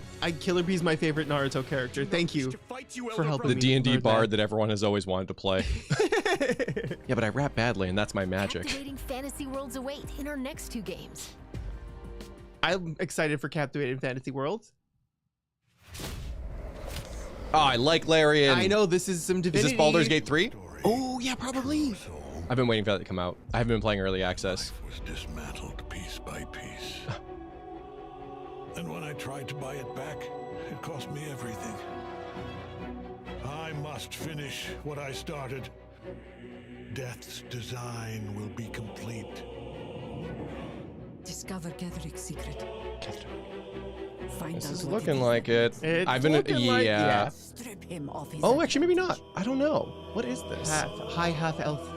Wow, the characters look good. Yeah, like it's looking really good. Did you see them kill Jeff Keighley with a fireball in one of the recent updates? No, I want to see that though. You're a pawn, a slave to forces you cannot comprehend. This is like 110% a game that I will probably never stream for you guys, but I will play the hell out of it. Right? But you have something he doesn't. Allies worth having. Oh! You can throw people? That and also the sick friends burn. Split screen play. Split screen. That's cool. Is what it's being implied here? Shapeshifters. This Dragon Age just makes me want Dragon Age. Yeah. Like they're games for a very specific type of player, but man, Divinity 2 is I feel an amazing Gate 3 game experience. Because it feels August 31st. Like a really palatable way to play D&D. Yeah. It's just it's definitely something you can't get in any other game, I think. An online multiplayer adventure for you and your friends. Wow. It's all set in Evanor, a gorgeous but fallen world. You'll control the chaos through wayfinders. Meet Senja, who likes to get up close and personal. Meet Senja, who fights with both firepower and fast reflexes. It's an MMO. Is this Fortnite? Is this? And win the animations feel Fortnite? While also supporting the group. With another victory under our belts, let's head to Skylight, our social hub. Here, you'll turn your loot into new weapons and wayfinders. You can also explore dungeons called Lost Zones that you can modify and mutate for a greater challenge. Lost Zones are where you and your friends will team up to complete quests, collect loot, and hunt bosses like this Titan. These games always sound kind of cool, but then there's something where it always falls apart. Like I think Beta exclusively to PlayStation, and you can sign up for the chance to play early now. Thanks for watching. Babylon's Fall was kind of one that was like, oh, this looks cool, and then it was just like awful. Like, yeah, these games are tough. There's actually a really interesting game that is coming out that we've got big updates on 2 highly anticipated Capcom games, starting with the debut of 3 new characters. It's Street Fighter time. Yeah. 3 new characters. Ooh, cool. But yeah, Dark and Darker. It's on Steam. It's like a 3-person team battle royale with like fantasy characters. Looks really interesting. Hey!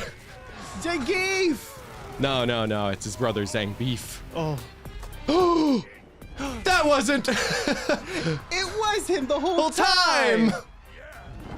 Voiced by Jack Black. Yo, could you imagine? Yo, he's looking good. I know.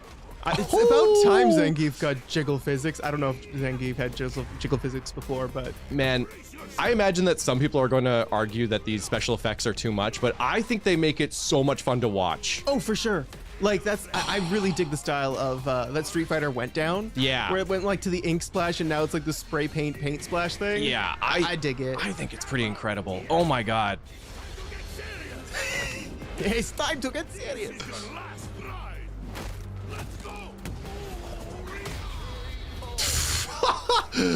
Oh no. God, I wish that were me. There's definitely going to be a compilation YouTube video of every character being hit by that finisher. For sure. And it's going to be the most viewed out of all the finishers. Your Talum. This is your Talum. Wind, guide me. Let yourself become one with Oh, love it. This is definitely a character I would play. Yes, for sure. Style-wise. Wait, what are you hitting with? Talum stuff. Talum stuff. There's like sticks on a ball. They're ball sticks. I like it. When you dual wield while playing field hockey. Oh. Yeah, I have no idea what those are actually called. She's been to win!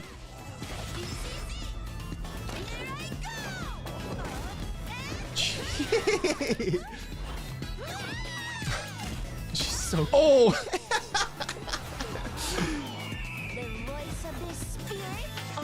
She's cute. Yeah. I like ball sticks, Nyanny. Right, PJ? But not the one we're looking for. I feel Nina Williams vibes. Cammy! Cammy! Oh.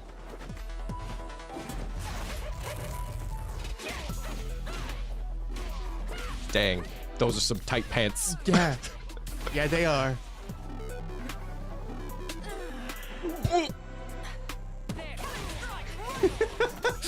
Have a sip of water.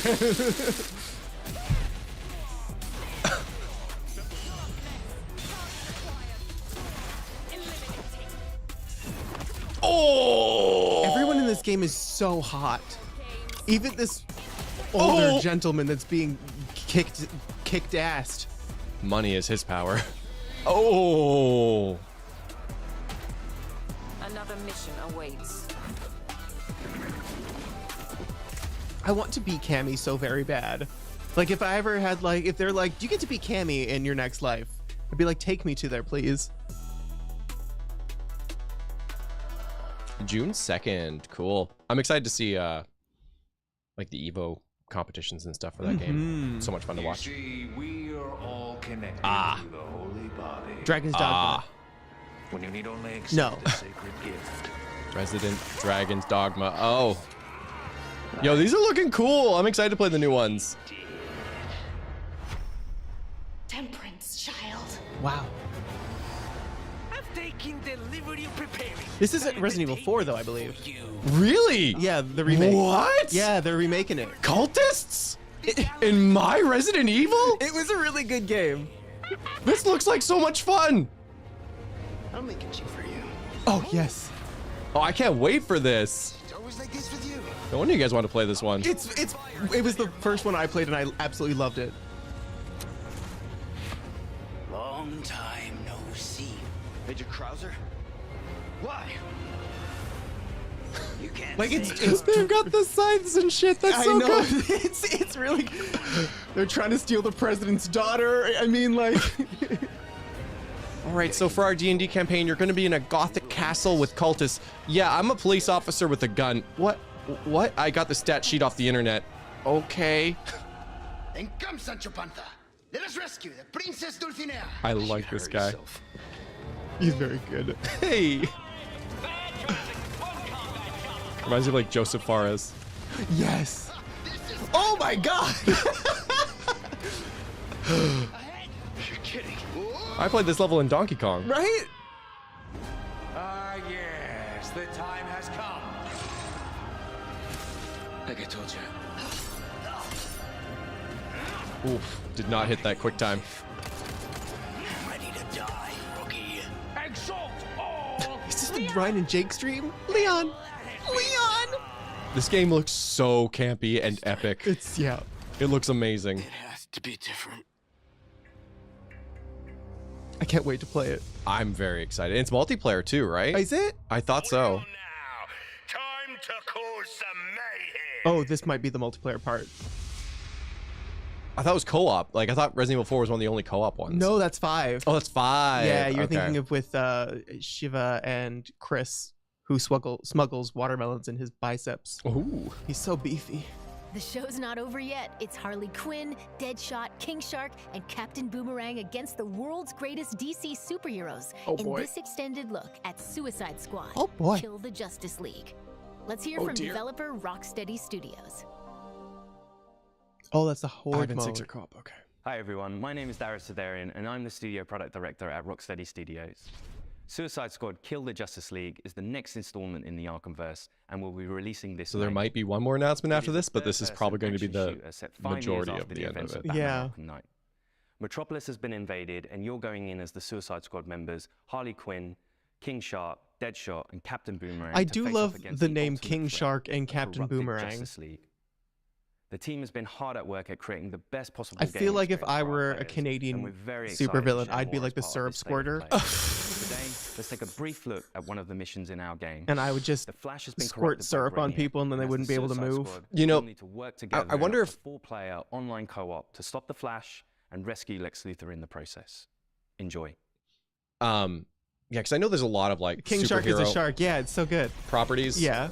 But they never really touch on it because, you know, in a superhero society where maybe people just randomly, like an X-Men kind of thing, Yeah. someone's mutant power would be to urinate maple syrup.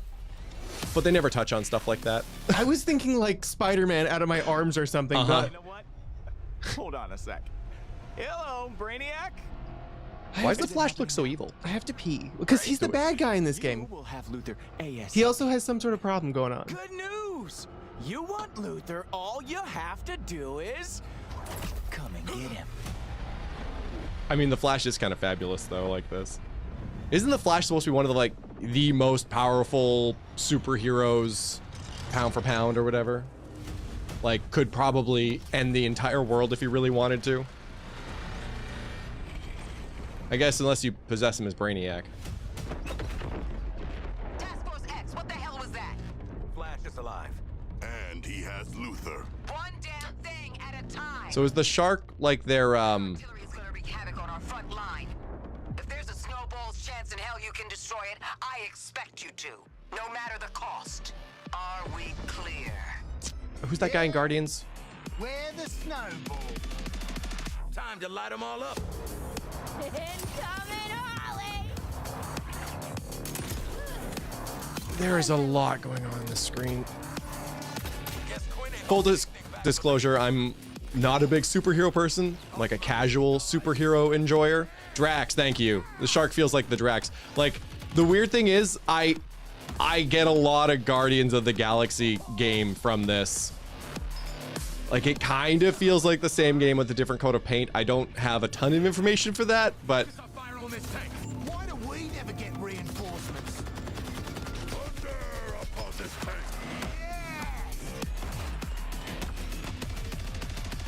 Watch your mate.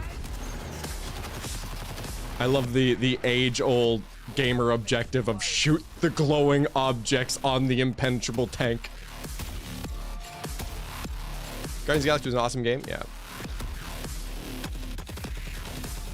God, no, it's Gotham Knights all over again. Oh, no. Guardians literally the game of the year? Nice. It looked pretty cool. Oh, yeah, Gotham Knights I heard was not good. Austin Eruption did the video and I haven't watched it yet. Oh, really? Yeah. That sounds like fun. The generic third-person gunning. Senseless violence. Love it. Nail that weak spot, squad. No worries. Oh, Captain Boomerang! Yeah, the dialogue doesn't feel good. It's so hard to do, like, bad guys. Quippy bad guy dialogue. While doing, like, the good thing, I guess, you know, in a way. They should have got Taylor Swift, man. Oh, yeah. It's me. Hi. I'm the shark, man. It's me.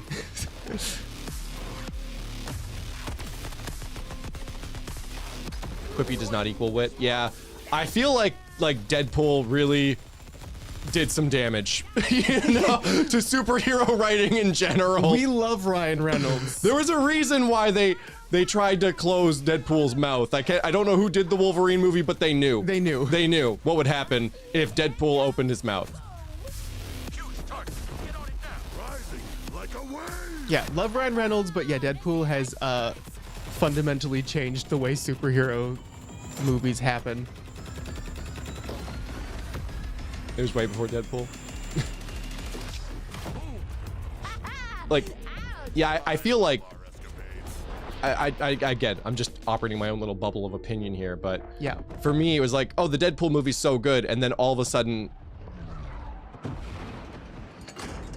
like, comedy seemed a little more important than it used to be. Like, it was always there to a degree, but it just felt forced sometimes in places where maybe it didn't need to be.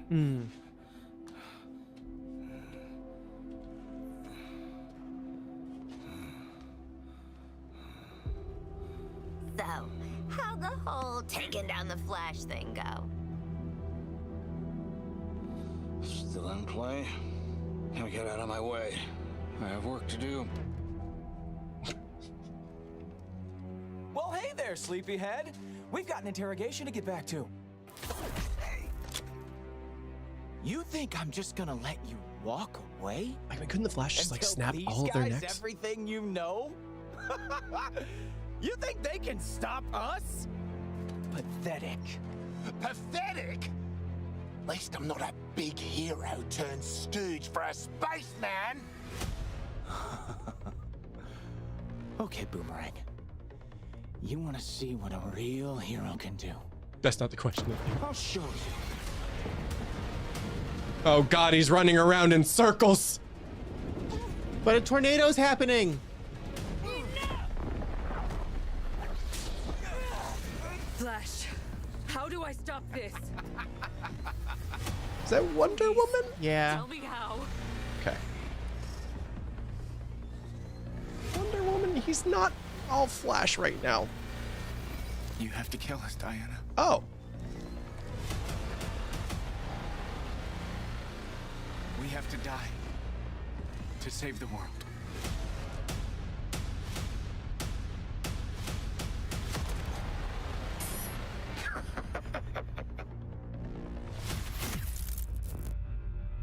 I hope that like this is good for the people who like it. Yeah. Suicide Squad Kill the Justice League arrives on PS5 May 26th.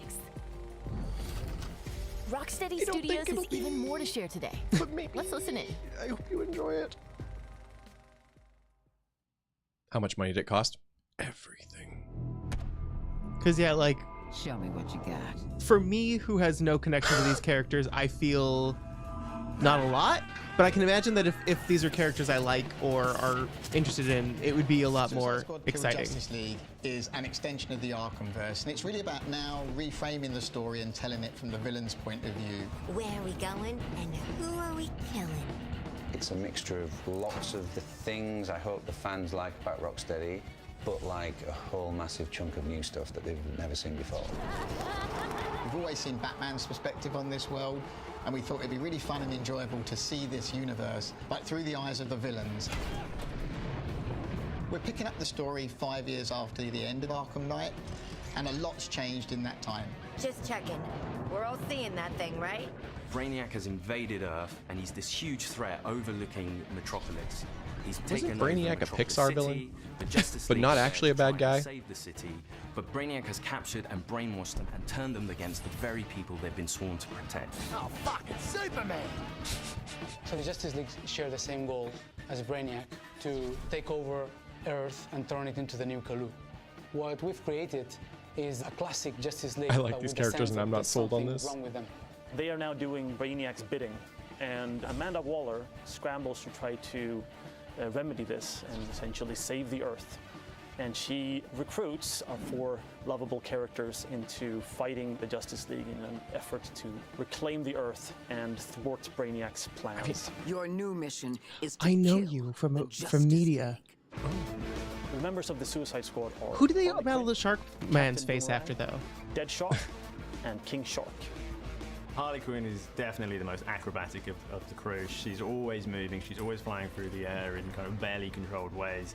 The feeling that of looks kind of swinging, Spider-Man-y. momentum and the kind of physicality of it, Yeah. and trying to keep that momentum going and use that to I'm go sensing over a lot of potential plot holes buildings in the or swing story. under bridges and chain that into kind of the Maybe it's not grapple about that, mechanic but yeah, she's it's just got. like It just feels it'd be interesting if they were able to make a compelling story out of this.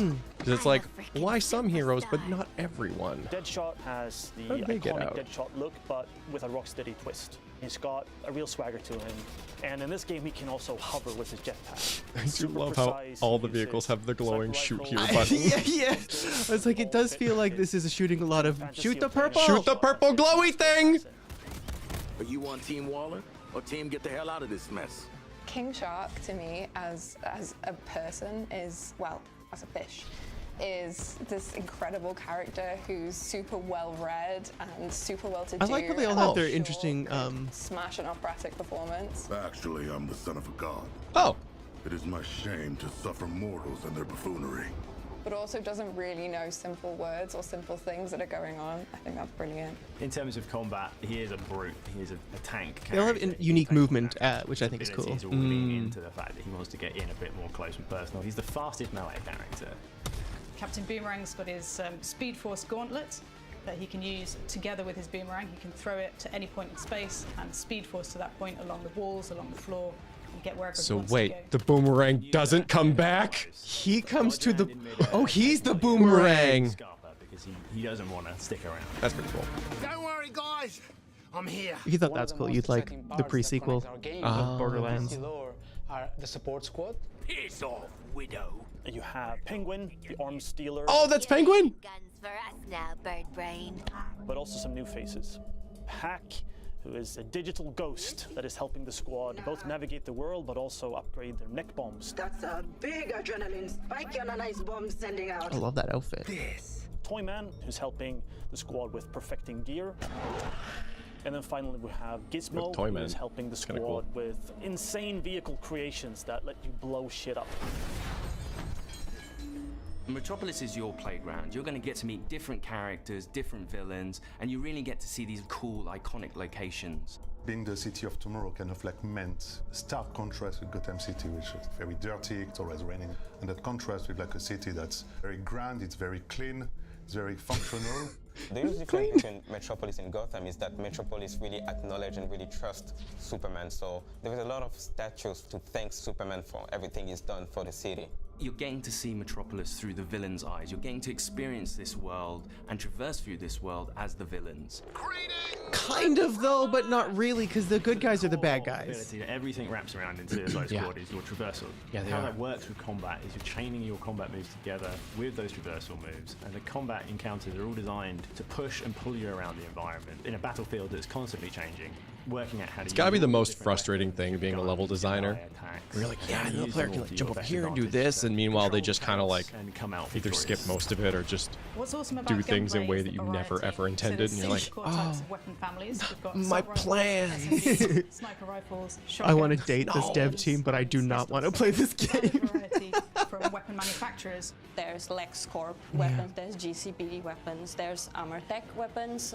Later on in the game, we also have gear sets. The gear sets are villain themed. For example, if you have a Bane gear set and you trigger his buffs in the game, some of it will have the Bane drums and you feel like Bane and like boom, boom, boom, and then there's like green smoke and you trigger all kind of effects. So you're basically taking the essence of the villain, you're bringing it into the game. Each character has a power level in the game that we call gear score. As you acquire new gear, this is a novel idea. Gear score goes up.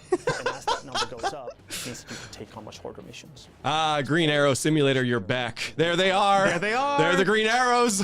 Ways to customize your I character. like, as they were saying, there's different like brands of guns. I'm like, I'm feeling Borderlands. Suicide Squad Kill the Justice League, you get Yeah, you know what? choice to use the weapons that I think you I was need, comparing this game to the wrong games. If I'm comparing this to like a Borderlands, you will be able to customize your it might squad have legs. to be whatever you Yeah. like. You can wear whatever you want, any of the outfits. You can be running around in your asylum jail outfit and still have Although, like the best gear score ever. Shark. Our game is a 1 to 4 player co-op experience, which means that Like all the Borderlands missions in the especially, I game think have lives or been dies on designed its for solo dialogue play, and one story, at least for friend, me. 2 friends, or 3 friends. For the single player, Because the gameplay fans, is you can play it in single player fine. with bots filling in the role of the squad, so you still feel like you're part of a team, and you can switch them if you want. Oh, Which I Battle can Pass? chart Yeah. now, or you can Always. say, well, I think Harley will be a better fit for this mission, so I'm going to switch over and I'm going to try her out. Okay, so you're not tied to one character. Going in with a full group of 4 lets you experience the full mayhem the Suicide Squad has to offer. And you get to really experience the dynamics between how you can all play together in different play styles in order to take on Brainiac and the Justice League. All the fun is right here. When the story is done, your experience doesn't end there.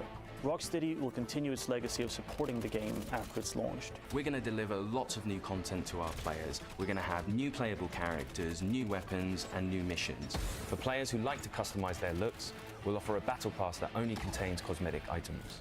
Battle This is gonna be so much for the Pass. players to enjoy. Just picture it. Harley Quinn kills the Justice League. If you like story games, if you like RPG elements, if you like co-op games, if you like customizing your characters, if you want to play as a badass, this game kind of has it all. It's Yeah, it feels kind of like a third-person colorful. It's Borderlands. loud and unapologetic and in your face. And DC it's really, branded. Really fun. Hey, Metropolis! Do you like live executions? Well, don't touch that dial, or I'll break your fingers. If you like monetization. Yeah. Suicide Squad Kill the Justice League. The only thing that, and We'll be back with I more could look past it if I liked it, but I guess I'm just being nitpicky because it's not really. Ah, no. No one more thing. For me, it's just like you have like Batman, Superman, the Flash, all under your control. Why are you not just killing them? They are clearly trying to stop you.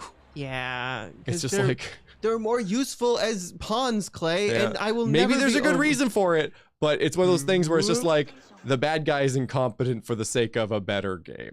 Yeah. But what scene should I be on? Main scene? Are you going to be putting things on your screen? Sure. I mean, yeah, there's not like too much to scrub through, I Not suppose, with the really. volume off. I'm going to play some things, though. Yeah, this is probably my most unexpected highlight, though. This game looks awesome. Give me a VR like Sour and they'll get my money. Movies! Thank you. Yeah, Humanity was like the sleeper, like, what the frick? Okay, I guess. out of nowhere. I'll play you. I don't know if people have seen this before and my first time seeing it, but yeah. That was it. I mean, I can't say I got nothing out of it. Legend of Dragoon is now on PS4 and PS5. Oh, dang! Rush. Movies! Is it part of the pass? Fury of Sticks! Thank you, movies. That's definitely one that I want to get. That's cool. I don't know if I'll ever play it on the channel, but I'd like the option. And yes, I'm still trying to convince Clay to play it. They're good games. I like classic RPGs. Sorry, I'm looking for the. Ooh, that looks like a good game too. Chaika. That's not Chaika. Chia. Yeah, Code Vein on Game Pass. Oh, I just noticed it's not a huge deal, but it's PS4 version only, so it doesn't have a PS5 version, which would be really cool if it did. I like that. Like Minecraft Dungeons, I can live in PS4 land. That's probably fine. Yeah, I'm curious about Minecraft Dungeons. I know, right? Seems like a fun little 4-player kind of beat 'em up thing. Just a little fun. It's free if you bought it on PS3. Oh, well, I could get a PS5. This is kind of like, I don't know. Like shooter games feel like sports games. There's not much reason to go back. You're all excited to try for $1 Million Pot in SF6. Alexander! Yeah, I think that we're going to be becoming a full-time Street Fighter channel where we're going to train to make it to the top. To the top. Thank you. Have you tried Wild Hearts? We were talking about Wild Hearts. I saw it. I looked at it, and you can use an umbrella, and I love that. Yeah, I got to see like a review for it or something, because the explanation in the trailers on Steam didn't give me a good like reason to play it. I don't know. You want to be Chun-Li for Halloween? I want to be Ryu for Halloween. A lot of people were upset about Dunovo or something with Wild Hearts, but like, if I don't know.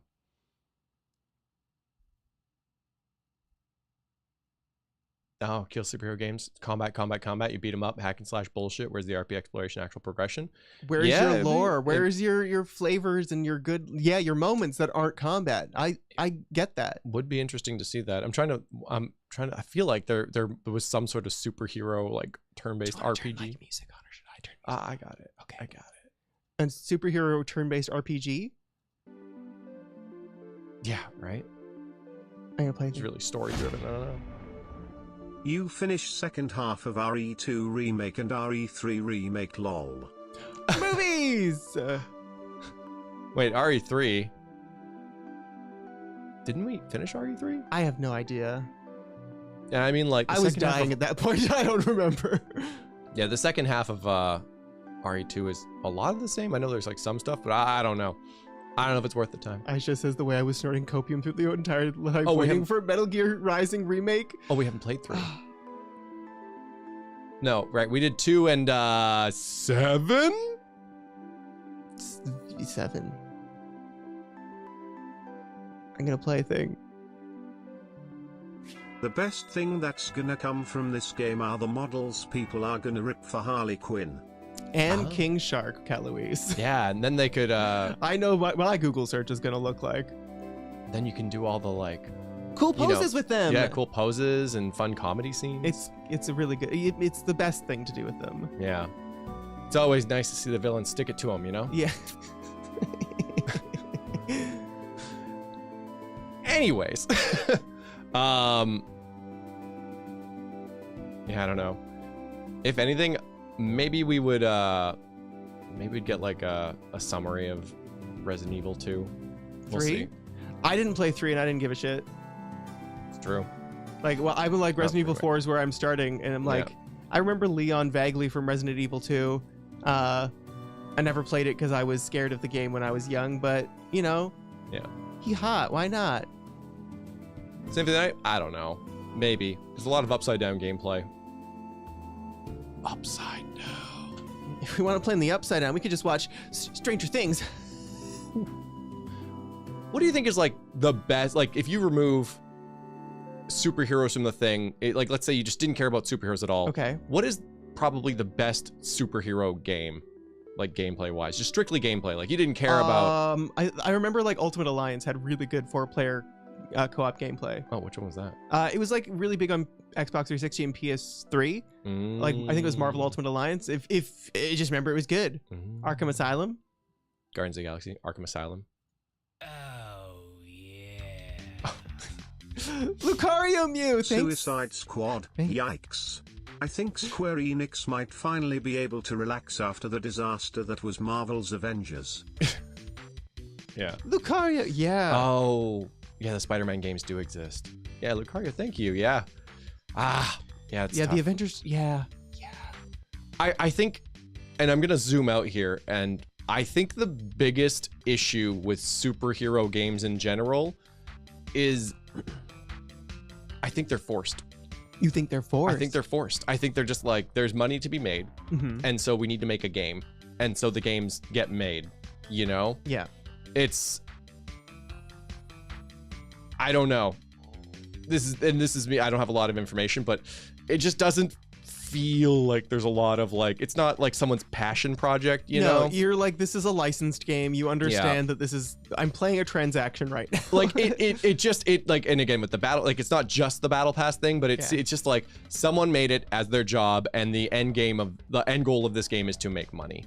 You know, it wasn't like, I think some of the best games are when people are like, I have this like story I want to tell, or I've got this like this game that doesn't exist that I would want to play that I'm gonna make, you know, and it happens that way, and I think a lot of times you just don't get that with, you know, IPs. Rarely, sometimes you do. I can't think of any examples off the top of my head where like that like IP and the cool gameplay and all of it comes together and it makes this magic. I mean, yeah, Spider-Man's good, but I don't even know if that's that. Spider-Man was really good though, and there was like a lot of like really nice things in the Spider-Man for PS4/5. Yeah, like playing Spider-Man, it didn't feel forced, you know? I don't know. Some of those Marvel games, and the Suicide Squad one, like some of it just feels forced. Guardians of the Galaxy, but apparently Guardians of the Galaxy is really good. It was pretty good. Yeah. Wolverine Origins was super good. I've heard good things about those movies too. I want to watch some of the Wolverine movies. I have seen them. I think I've seen a lot of the X-Men and Wolverines. I don't remember any of them, but I remember that I've watched them. Yeah, Batman Arkham games. Yeah, and that's something too, right? Is just whether it brings something new to the table. I think that like the Arkham series did, you know, when it first came out. I think it's a little played out at this point as far as I can tell. I'm not an expert on it. But I remember when it first came out, everyone's like, Arkham! Yeah, well, I owned some of them, and I liked it, but like, I only played one. I'm so excited for Baldur's Gate 3. Yeah. I've been waiting for it to come out for a long time. I've not been playing early access on Steam just because I want to play like the full game. Is this Tekken 3 music? Yes. Yes, it is. It is. I'd put Spider-Man / Arkham as here above, Guardians of the Galaxy. It was a solid game when I was expecting to be mid at best. Yeah, right. But where was Pizza Tower? Oh yeah, where? Yeah, I've heard about this pizza. I've heard whispers of this Pizza Tower. It's just me. I've talked about Pizza Tower. I'm subliminally putting it in your mind. Spider-Man PS4 is excellent, as is Miles Morales. They should be the gold standard of what to actually do. Lucario Mew, thank you. Yes, but I also like, because someone else said it, where it's like all of these superhero games, they're almost like movies that you play in a game, and I think that's good. I think there's a, you know, obviously a market and a thing for those games, but it would be cool to go on dates with MJ. Yeah, you know, like explore some genres. Yeah, deliver some pizza. You know, I guess that's the thing too. You know, even seeing some of the staff there, it kind of feels like sometimes games are made by people who don't actually play games. You know, where they're like, yeah, people like to shoot stuff and loot stuff, and that's all you need to do, and then you get a game, and they don't actually like fully. Remember when games was like every game had a morality system? Oh, after Fable? No, like it was like Mass Effect. I think really blew it. Oh, like, yeah, made yeah, it big. yeah. Where it's like, morality systems. Yeah. Every game has it now. Yeah. This one has a lot of red flags for me. It seems like maybe it's cool, but there's really just so much balance. They really came in with a hot, strong person. Yeah. Yeah. And like, Infamous was a pretty fun game. I liked Infamous, the original. I haven't played Infamous 2, which takes place in Seattle, which is pretty cool. Yeah, like if you explain this game to me without showing me any of the visuals and stuff, I don't know if it's the visuals. I don't know. I'd still be worried about it because these games are really hard to pull off in a fun way. But It's interesting. Like, I wonder, is it a subscription-based system? Oh, there's going to be a battle pass for this, 100%. Oh, yeah. Like, it's going to be a game as a service. It's just whether or not it's a good game as a service. Because, I mean, games as a service is not inherently a bad thing all the time. I would say the majority of the time it's a bad thing. The fun part of... Oh, sorry. No, go for it. The fun part of Baldur's Gate 3 update streams is that they always plan to show off new content, but RNG always fucks them over somehow. Oh, that's awesome. That's the D&D experience. I'm just happy suplexing enemies is back in RE4. RE4 looked really, really cool. That's the most I've ever seen of that game, and I'm super excited. Yeah. It looks like so much fun. It was really fun. Like, I was terrified the whole way I was playing it, but I loved like the original one on the Wii. Well, I guess it came on GameCube, but I played it on the Wii. Suicide Squad had 10 minutes of straight up talking about the game. That's a massive red flag. Honestly, I think the red flag about it is that they talked about it for 10 minutes, but I could sum it up in one sentence where it's like, it's a looter shooter, including the Suicide Squad with 4-player and co-op. Yeah. You know? They really were trying to push, like, you can experience the city as the bad guys, but I didn't see that. You really can't. I did not because you're see that. defending the city like a good guy would. Yeah. That's a weird thing, too. Like, show me some, like, I want to set a trap for the Batman, and I want him to go into it, and I want to laugh about it. Yeah. Yeah, like, I kind of felt like I heard all I needed to hear from, like, the first few sentences. Yeah. Trying way too hard to explain the game anyways. Well, it's just you know, you gotta write a book report on well, especially it's a really short thing. A really short thing. A really short piece the of media. Hobbit. Oh, even shorter. Even shorter. The list of people who have a really short piece of media. David goes to dentist. Ah, perfect. Yes. I guess if you're trying to write an essay on a TikTok. You know? Yeah. It's a 7 out of 10 based what we see so far. Yeah, I agree with that. I mean, if you're into that kind of thing. Yeah, because I was kind of looking at Steam reviews, and I've kind of broken it down a little bit, where it's, if a game is overwhelmingly positive, most people will enjoy it regardless of genre and all of that. If a game is, like, very positive, then if you have one specific thing that you're kind of looking for that you will scratch an itch, you will probably like that game if it does that. And if it's like below that, then it needs to be like a game that you would make yourself if you could develop a game, and even though it has flaws, you will still kind of like it because it does that very specific thing that you cannot get better somewhere else. Yeah. And it's kind of like, that's how you can go with it. I don't know.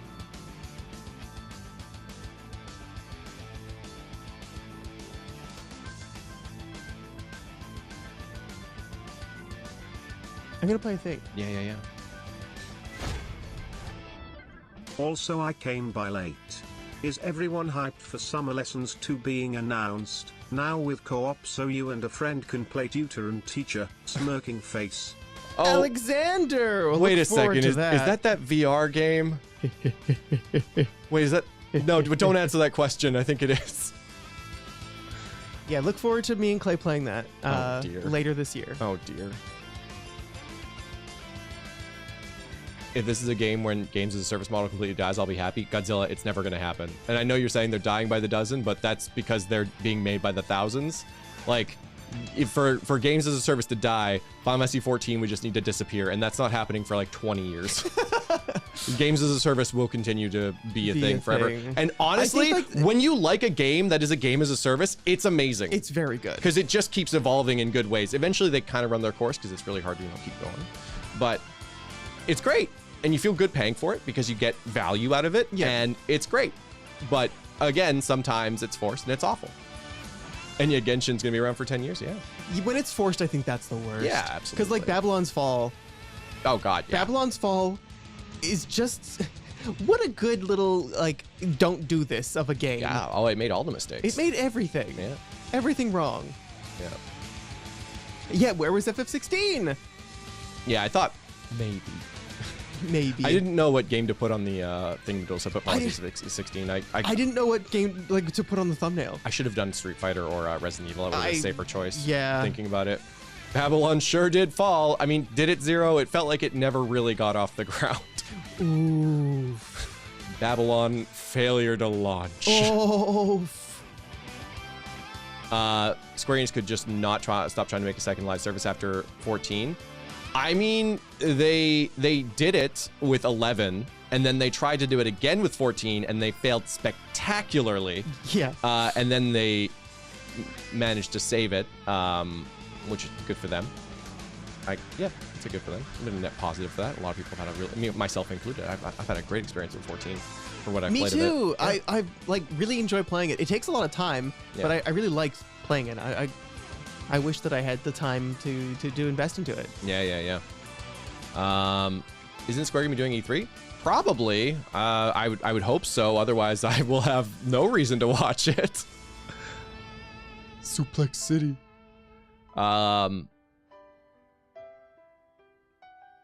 Yeah, Yoshi P definitely headed the team that saved it. I want to give them all the credit because there was a lot of people involved with it who I'm sure worked incredibly hard because they didn't do like a small thing for sure.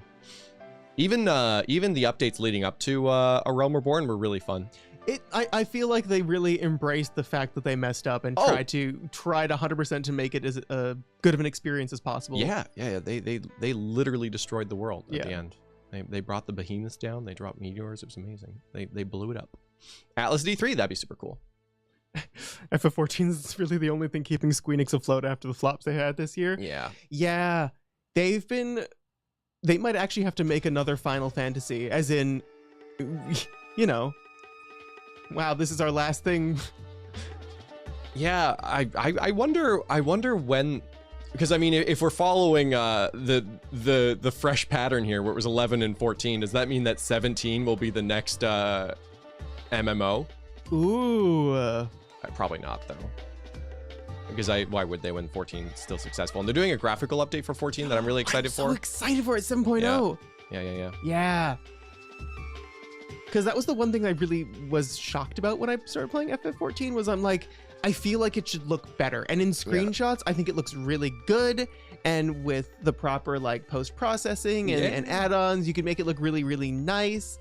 But like Gridania, running around Gridania, I'm like, ooh, why are you so crunchy all everything? Yeah. One thing that I miss so much, and I understand why it doesn't, and as far as remake, yes.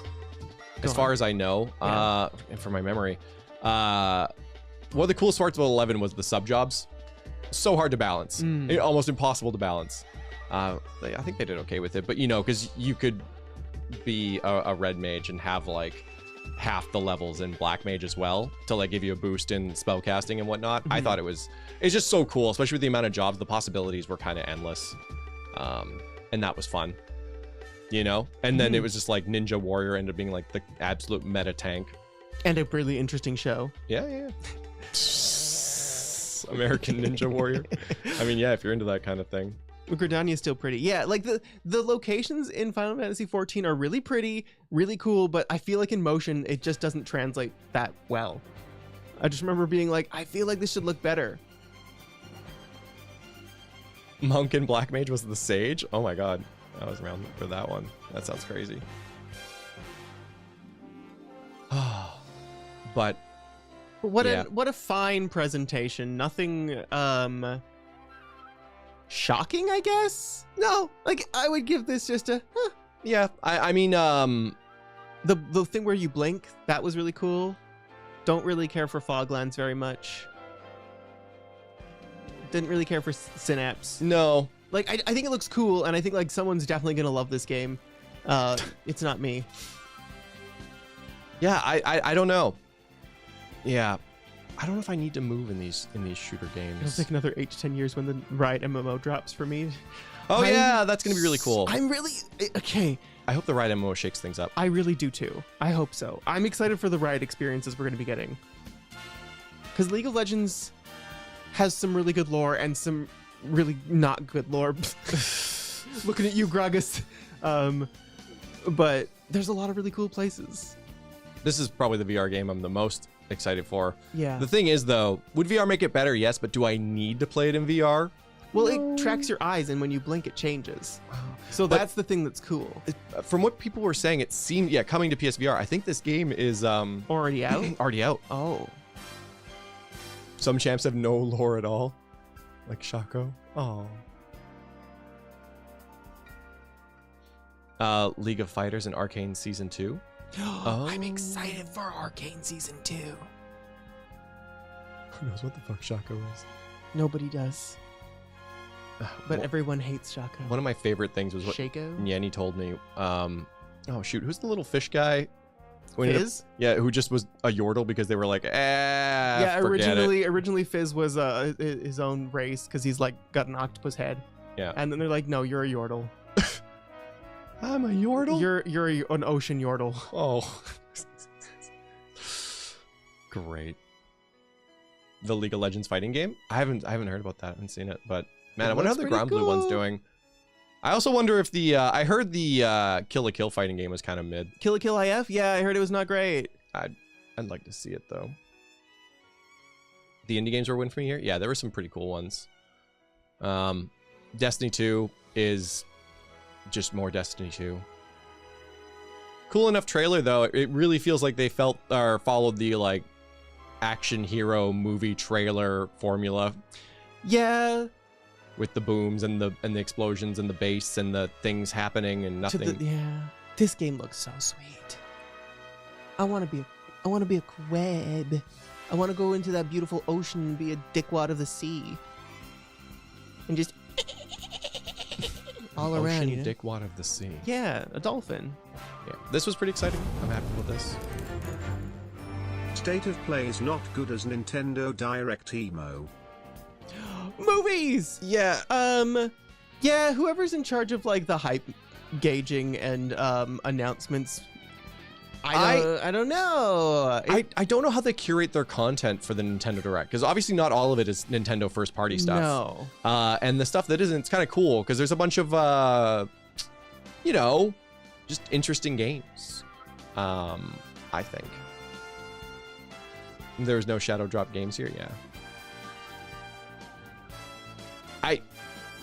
I fear for PSVR2.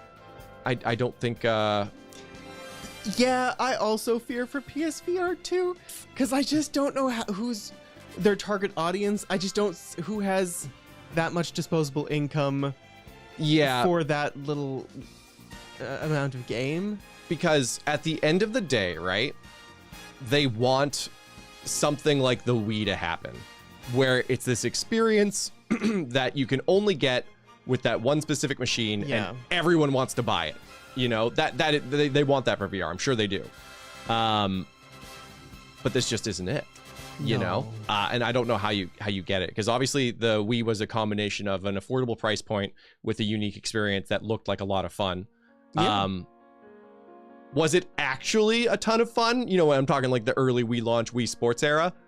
At the time, yeah, kind of. Like, it was fun enough for your family. Yeah. And that's the thing, is when you would, like, if your family was a family that familyed really hard, a Wii was the perfect It was accessible thing. to everybody, right? You could have so many Wiimotes, and grandma's there, and she's And I think VR has that potential to do it again, you know, but it's just like, how do you get there?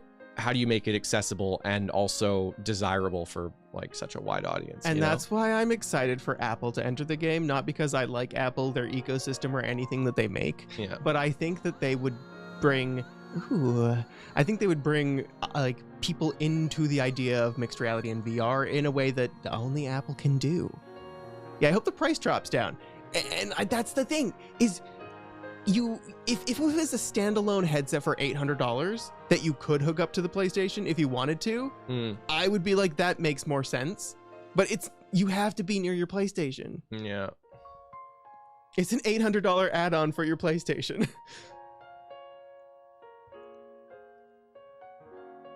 Yeah, Eduardo. It was the accessibility combined with the desirability. And I mean, and it was such a low price point. It was like, what, $200 when it came out? Yeah, that plays into the accessibility of it. Yeah. Like, the only thing holding people back was the stock, you know, which might have helped in the long run. Maybe you can make an argument for that. I'm not going to get into that.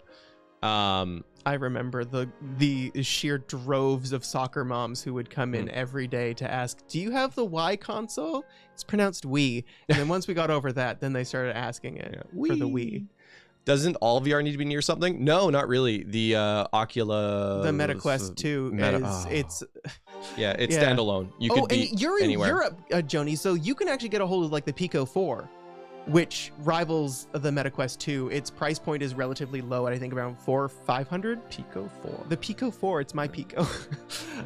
And it has like pancake lenses, so it's got a pretty good field of vision with no rainbow banding. Yeah, we don't have it over in North America, but I believe over in Europe they have Pico 4. Pico 4.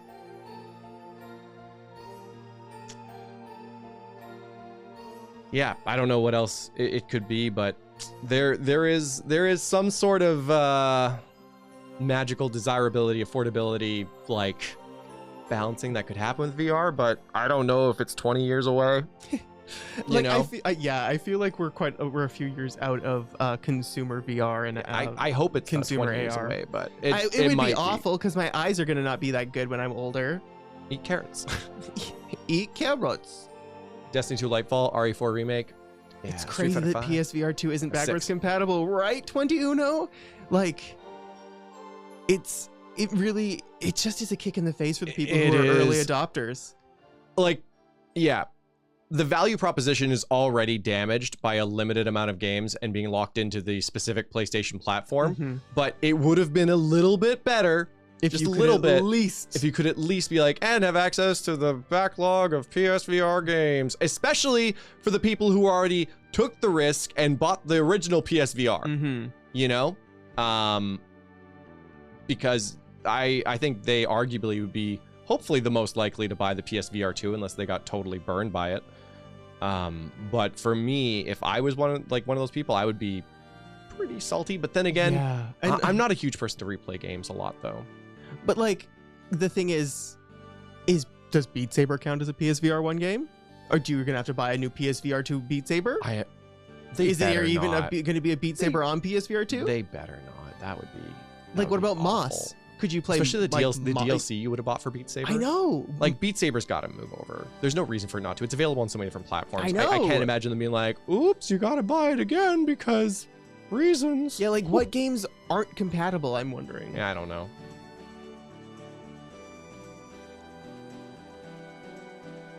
This is the exact point where this point we're discussing is why Nintendo doesn't want to touch VR.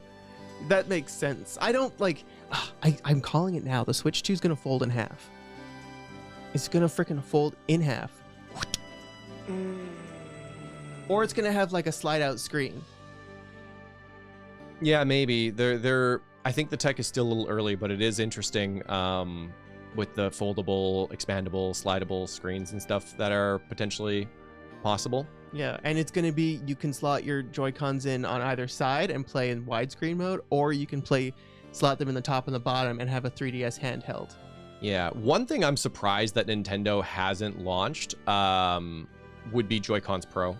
Joy-Cons Pro, what would those have on them? Like just better buttons, things like that? Yeah, just it would feel better, like, because the Joy-Cons, mine were launch Joy-Cons. Me too. So they feel a little not great, but and just something that would, because like I love the Switch Pro controller, so something that gives me a similar like Pro controller experience on Joy-Cons. I'm not saying it has to be like a Pro controller sliced in half and slapped on it. Something similar that just feels nice. Maybe it's a little bit bigger, you know, like just a little bump. I'd like to hold a Steam Deck. Yeah, because I'm curious what it feels like. Yeah. Something like that. I don't know. I'd also like to hold the PSVR 2 controllers because they look good. Yeah, I just hope that, I don't think they ever will, but I do wish that someone, I guess Steam did. I'm like, I wish that someone else would enter the mobile gaming market. The mobile gaming market? You know, the handheld gaming market. Sorry, the handheld gaming market. It's tough though. Apparently AMD's got like a chip that's really good. I was watching a little video, a short that was talking about how they have a mobile chip that has like the power of like a 1060. Ooh, cool. Yeah, like integrated. Yeah, because that's the really cool thing about handheld gaming is that the screens are small. Yeah. So you don't need 4K. You don't. In a thing like I think that for, you know, a screen the size of the Switch, I think you'd get diminishing returns even on 1080p, but I would say like 1080p is the most you would ever need that screen to be. Yeah. And then you can focus on things like you know, better brightness, contrast ratio, frame rate. TB says, I like my Steam Deck because I have huge hands and it feels comfortable. Ah, that's cool. Yeah, it's cool. And I do like that having the option. Yeah. You know, if you want something smaller. I might end up jumping on like a Steam Deck 2. The 6 PS Vita fans agree with you. Hey, I'm one of them. I love the PS Vita. It was like a really cool handheld console that just didn't. Okay, listen. They just didn't. What speaks to the quality of the hardware on the PS Vita is that you can buy a PS Vita that came out on launch and you could do some things to it that maybe Sony never intended, and it will be one of the greatest handheld like console experiences you can have. Which seems to be like Sony's handheld legacy. Yeah.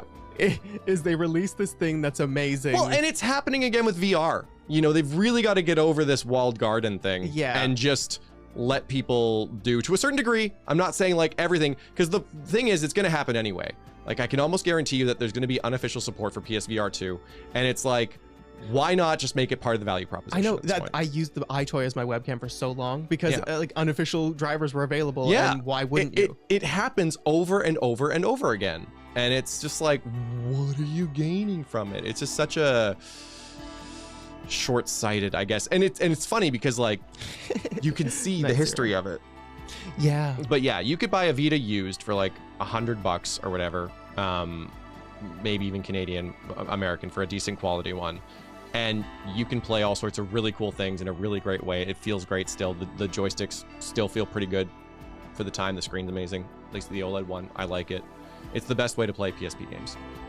Yeah, and like, I'm sad that we didn't get like there was Tearaway with the touch on the back. Yeah. That was back touch. I think was a mistake. But have you seen the game where there's back and front touch at the same time, and you have to rub the back and the front at the same time? Gravity Rush. It's you hold the console not in your hands like horizontal. You hold it vertical. If I could not do that and they made the console $50 cheaper, I would have preferred that. You don't want it, but it's really great. No. You pinch the screen and the back, and then you go up and down, up and down, up and down. It's part of the game. Oh, you know what? You've convinced me. I will phone Sony. I'll get it right now. No, they should have just done Tearaway, Gravity Rush. Yeah, it was, again, I think Nintendo scared people into doing this because they were like, yeah, the Vita needs a touchscreen on the front and the back. It needs a camera. It needs like all of these unnecessary things to be different. And it was like, no, all you need to do is make an upgraded PSP at an affordable price. Give me another joystick. Yeah. Just give me another joystick. Make it look Make the nicer. graphics a little bit better. What do you, okay, PS Vita UI though. Yeah, it was great. You like the little, sorry, like the no, it little wasn't. Jimmy Bubbles? It's better with maybe some unofficial support from like, somewhere that I wouldn't know anything about. Why wouldn't they keep the crossbar? Sorry, no, yeah, the bubbles are awful. The bubbles were the Skittles. And the Skittles, but it did like a weird multitasking thing. It had nice little pages. It's not the greatest. But he's so cool. I don't know. Sony keeps doing the same dumb stuff, and they don't have to. Right, Deku? Nice for your dad. Has Xbox ever mentioned anything about them doing VR at all? I don't know. I don't think so. Right? Xbox is like an interesting company to me. Yep. Because like, I remember, was it when the Xbox One was announced? And they're like, you have to have an online connection. Yeah. And they're like, but what about for people who don't live in a place with internet? That's what the 360 is for. Yeah. You got but they rolled back on it though. Yeah, they did. Like, it was bad. Quester, you like the bubbles? Okay, I didn't have a chance to like play with it. I just remember seeing it and thinking like, I don't like this. What was kind of like what saved it for me is that you could organize them into folders. So you have little bubble folders. Little bubbles within bubbles. It's not the worst. I 100% prefer the PS3, PSP like line system. The crossbar, yeah. But yeah, like for me on my Vita, I have most of my useless crap on like a page that I don't go to, and then I've just got my games on the front page, and you just boop, whatever game you want. They rolled it back so much they literally fired the dude who said it. I didn't know that. But it wasn't my idea. Get him out of here. It multitasked better than the iPhones. Oh, yeah. The Vita was also you could get and it had Bluetooth audio that actually wasn't that bad. Wireless internet on it. Wi-Fi? Not Wi-Fi. The one with the phone company. Oh, 3G. You could do 3G. So you could put a SIM card in it. Yeah, some of them. Yeah, and like it's like only with Sprint or only T-Mobile. with Bell. No, sorry, AT&T. It was AT&T. Yeah, it was AT&T. I don't know. Yeah, that was maybe a mistake. I don't know. Data plans were too expensive at that point. Data plans were way too expensive. There was Connect. Xbox is putting more money into Game Pass. I was the which biggest is good. Kinect apologist. Wait, what? You liked Kinect? I wanted to like Kinect. It was really cool Did you tech. ever see the bottom of an avatar's foot? Well, bam, there it is. There it is. But yeah, Did you believe in Milo? No. Never? No, never. I believed in Milo. I believed in sports. Yeah. I mean, if this was a Microsoft thing and Microsoft was doing the VR, like it would obviously work with Windows and the value would be there. Would just be there, you know? Yeah. And it would be incredible. It's a tough sell. I just like VR content is so limited. Like honestly, an Xbox headset would look kind of cool if they had like the X in the front of it. Oh shit, man! Now I want a Like the old Xbox branding. Yeah, well, no, they still have like the X on. It's right there. I see it. This guy, like that, like one of those. X. Yeah, the X on the front. Oh, it'd be really cool. Good, yeah. I loved the Kinect stream y'all did. Yeah, that was a bit of setup. Did we play Sonic Riders? We did, and we were throwing our bodies around. Yeah. It was at Christmas. George the Manly Chancellor was in danger. He was. That was a tough one. Kinect ruined Sonic Riders. I've still got it, baby. I still got it. I borrowed it forever from a Blockbuster, and I still got it. The Kinect got a huge revival with the VR surge and then died again extremely rapidly once the VR bubble burst, because it was a way to do full body tracking. Yeah. So you could, you know, go into VR chat and dance. Honestly surprised the tech didn't evolve in some way, because I think it was really cool tech. It was like some weird IR thing, because you could play it in the dark. It sort of did when you consider like the camera on the iPhone. And the tracking, yeah. Because like the 3D face scanning, yeah, like if we had a full body version of that, like Kinect 2. Yeah. I didn't have Kinect, but I had iToy. Yeah, I also had iToy for My God, your room Eye needs of to be Judgment. well lit for iToy though. Oh, trying to play an Eye of Judgment was a chore. Yeah. Like it was a chore. But when it worked, gosh, it was okay. Yeah. We had a modicum of fun playing Eye of Judgment.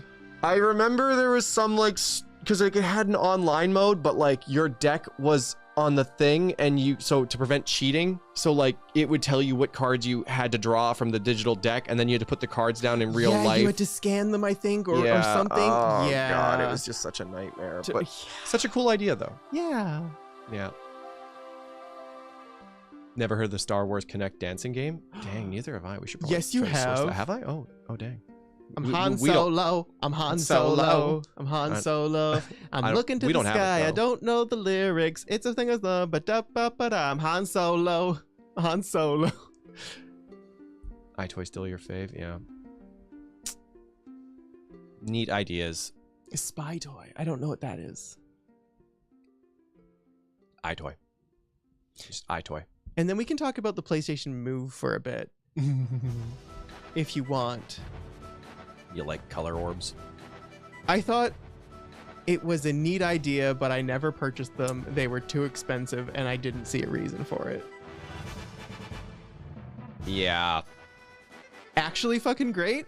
I see, the thing is, I didn't experience it because it was like, I had a Wii, I didn't need it, and I didn't really know what I was going to use it for. The only thing I thought it would be really cool for was Dreams, which I think was what I'd want to use it for myself. Yeah. Do we have to?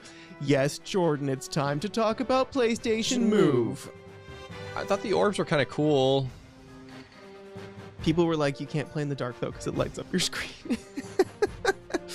And then Sony's like, well, we can't make it too dark because that's how the iToy sees them. PlayStation Move, I tried playing Heavy Rain on PS3. I didn't like it, went back to controller. Wow, that's a weird one. Man, we should play Heavy Rain someday. Oh, I was talking about the Star Wars song. Oh, okay. What a stupid game that Heavy was. Rain? Heavy Rain. I loved it. I mean, it's a great game. Great game. But it was man, my first David Cage experience, and I loved it. Don't drink the tea. I loved it. Jason! Sean! Yeah, I never bought the Move, and honestly, I don't think I really missed out. No, I think its name was bad. I think it was not great. No. I think it was definitely capitalizing on a fad. You know? Yeah. It didn't bring anything new. Yeah. I don't know. It just, yeah. it didn't feel like an original idea. It was just like, oh, the Wii's making a ton of money. I guess we should try to do that. That's exactly what it felt like. And it just doesn't feel good. No, but the thing is, like, they made improvements. Like, it had one-to-one tracking, Yeah. and it did a lot of really cool things, and it had 3D depth tracking, which was like, oh yeah, neat, sure. But why? Yeah, I mean, yeah, even if you take all the features of something that's popular and you improve upon all those features, except maybe the price and the accessibility, that doesn't make it a better product. No. And then also, again, it's the same problem with VR. It's just games and accessibility. And if you get Move, what game are you going to play, you know? I forgot how to write Sean. Was it Sean with a U or Sean with a W? Did Just Dance, did that require PlayStation Move? It maybe was iToy only. Oh, yeah, I guess that makes sense. See, no, that's a game that you could do in VR really well. Like a dancing game? Probably. Because they do. They have a dancing game. You know the hole in the wall? But does it need to be VR? Nah, it doesn't need to be VR. But it worked well in VR. I mean, I don't know. I think I'd probably just want to dance, like, you know, in real life. I don't know if I'd want a headset on if I didn't have to. There wasn't a good reason to put the headset on. But you know the game Hole in the Wall? No. Okay, well, essentially Can you see it all? There's a hole in the wall that's people shaped, and you have to make the shape of the people on the hole in the wall. There's a game that's like that for VR. Takeshi's Castle? Yeah. It's essentially that game, but it just like is a whole bunch of different poses, and you have to do the poses. But you could just do that with a screen and a camera. It's different though when they're coming at you. Oh. All right, well. VR dancing sounds like a good method to break your neck. It's really fun. I have a dancing game in VR. I can't remember what it's called. But I dance, and it's a lot of fun. He dance. The Chicago Hole in the Wall. Yeah, I'm playing this run, and it's very much the same. Yeah. All right. Well, I think we've said all that needs to be said. Well, then I'll flip us over. I don't know if there's anything like super streamable through all of this. I didn't see anything that was struck me out the words like I want to play that with everyone watching. No. I'm the most excited for Baldur's Gate 3 though. Yeah, I don't know if we're gonna stream that game, me but too. That game looks crazy fun. I loved Heavy Rain. I thought it was such a good game. I also love Beyond Two Souls when I watched the playthrough of that. I like the thing is David Cage games grab me. And then as soon as I learn more about them, then I disappoint. Then I'm like, oh, that was. You just can't look backstage, man. Don't look backstage. Don't look at the men behind the curtain. Besides RE4 remake. Yeah. Oh, sorry. Yeah, we're definitely streaming that.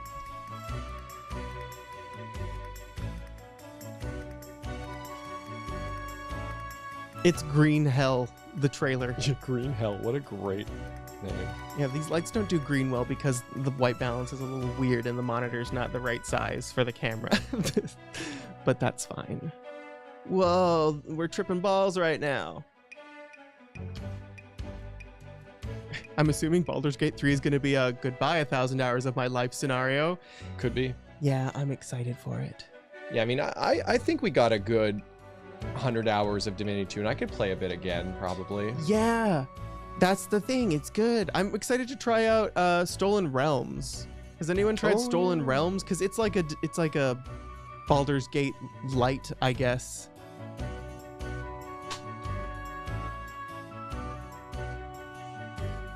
Beyond Two Souls, the first time I played it, I loved it. I got your brother to play it, and he loved it. Right? I watched Jesse Cox play it, and I was like, oh my god, this is so good. But I'm so endeared to Elliot Page. Like, I've always loved Elliot Page.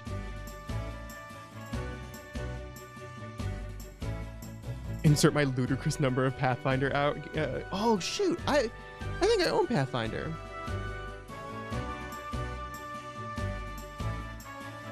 I've heard mixed opinions on that game. Yeah, I think that in hindsight, there's a lot of things that David Cage maybe did not do well. There was also the like, why would you make a nude model of my body without, like, when I specifically said, please don't make a nude model of my body, which I was kind of, when I found out, I was like, ew, that's kind of icky.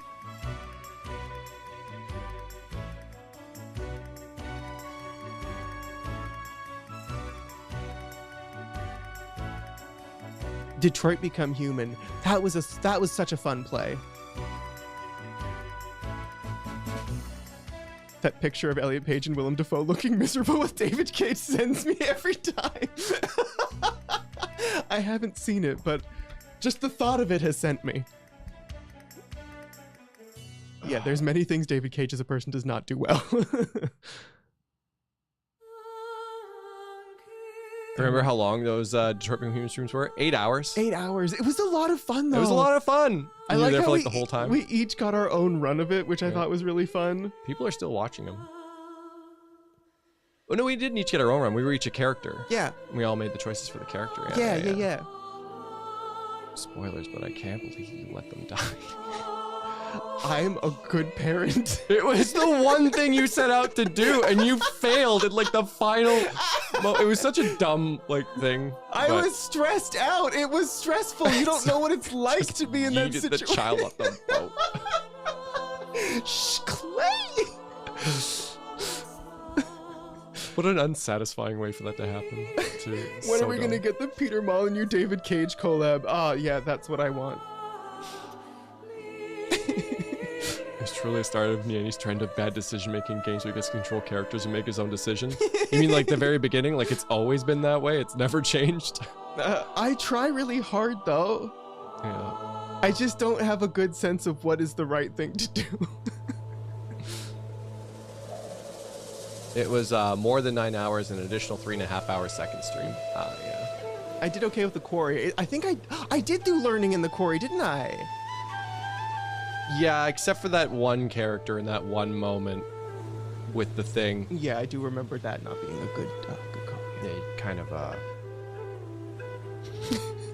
yeah, I didn't use your head. I did not use my head. It's like always my problem, man. I don't use my head. Oh, I have no regrets. 0 regrets in picking that option. I don't care if it didn't work out. That is the greatest scene in any game like that I have ever had. Like, oh my god. Whoever wrote that is just... It's brilliant. Genius. Where's your BAFTA? Like, I don't fucking know. Make a distraction? What do you do? Like, wow, the lights were really intense when it was doing all that blinking. It was kind of cool. Very cool. Claim it's just one QT and the whole playthrough went down the drain. Yeah, that feels bad. You know, you gotta have multiple fail states. You know, but yeah. I can see this message. I can see that message go. I got you. I can't believe that was a real thing that happened. Good times. Yeah, I'm excited. I'm excited. What are we doing Saturday? We should probably talk about it. Want to talk about it later? Yeah, I don't know. I'd like to do something. Chilling fun. Something. Oh, today's Thursday, isn't it? It's Thursday. So no stream tomorrow. We'll be back on Saturday, and then more Yakuza on Sunday. I can't believe that Taiga's running so late for school. I mean, I guess we could do stuff on Twitch, because I did want to see some of the trailers we're talking about, like Cocaine Bear and that Cocaine kind of Bear, and then Mario one, and because the Mario one isn't out yet. I haven't heard the Donkey Kong one. What? There's a Donkey Kong one? There's one where you're Donkey Kong. I thought that was the one that's coming out in March or whatever. Are we doing Octopath on the channel? Octopath 2? Saturday. When's the plan for the Reddit stream? It would probably be not this Saturday, but next. I don't even know what. Because there's only 28 days. In February. The Mario HBO trailer. Yes, Pedro I want to Pascal. watch that. I haven't seen it yet. I hear it's there good. is yeah. Okay. Yeah. Totally. Yeah, we can just do some trailers, some memes. Yeah. Oh, Super Bowl commercials? I heard they were kind of mid this year. Super Bowl commercials. Yeah, we can do some. Yeah, not the one for the church though. We'll be on Twitch. We'll just be checking out some stuff. Potions, hello? Yeah. No, we won't be watching Potions. Potions, alright. I did the math. So well, let's end the stream then. Goodbye, everyone. See you Saturday. Twitch. We're gonna watch some stuff. Maybe play some games. Who knows? Bye. Bye. Bye. Now let's get these credits rolling. This feels like Enya music. Wait, so Pedro Pascal was actually Mario? Yes. Oh, I really want to see this. I know. We're gonna watch it on Twitch on Saturday. Okay. I haven't seen it. I want to watch it. We should also submit some Super Bowl commercials. I guess from any time of year, because I can't remember any of them really. Twitch videos in a man. Yeah, if you remember. I'll send out like a notification to submit Super Bowl commercials, and we'll watch them. Yeah. Oh, Christmas game suggestions is still a channel. Should probably destroy that. Yeah. Goodbye. Bye.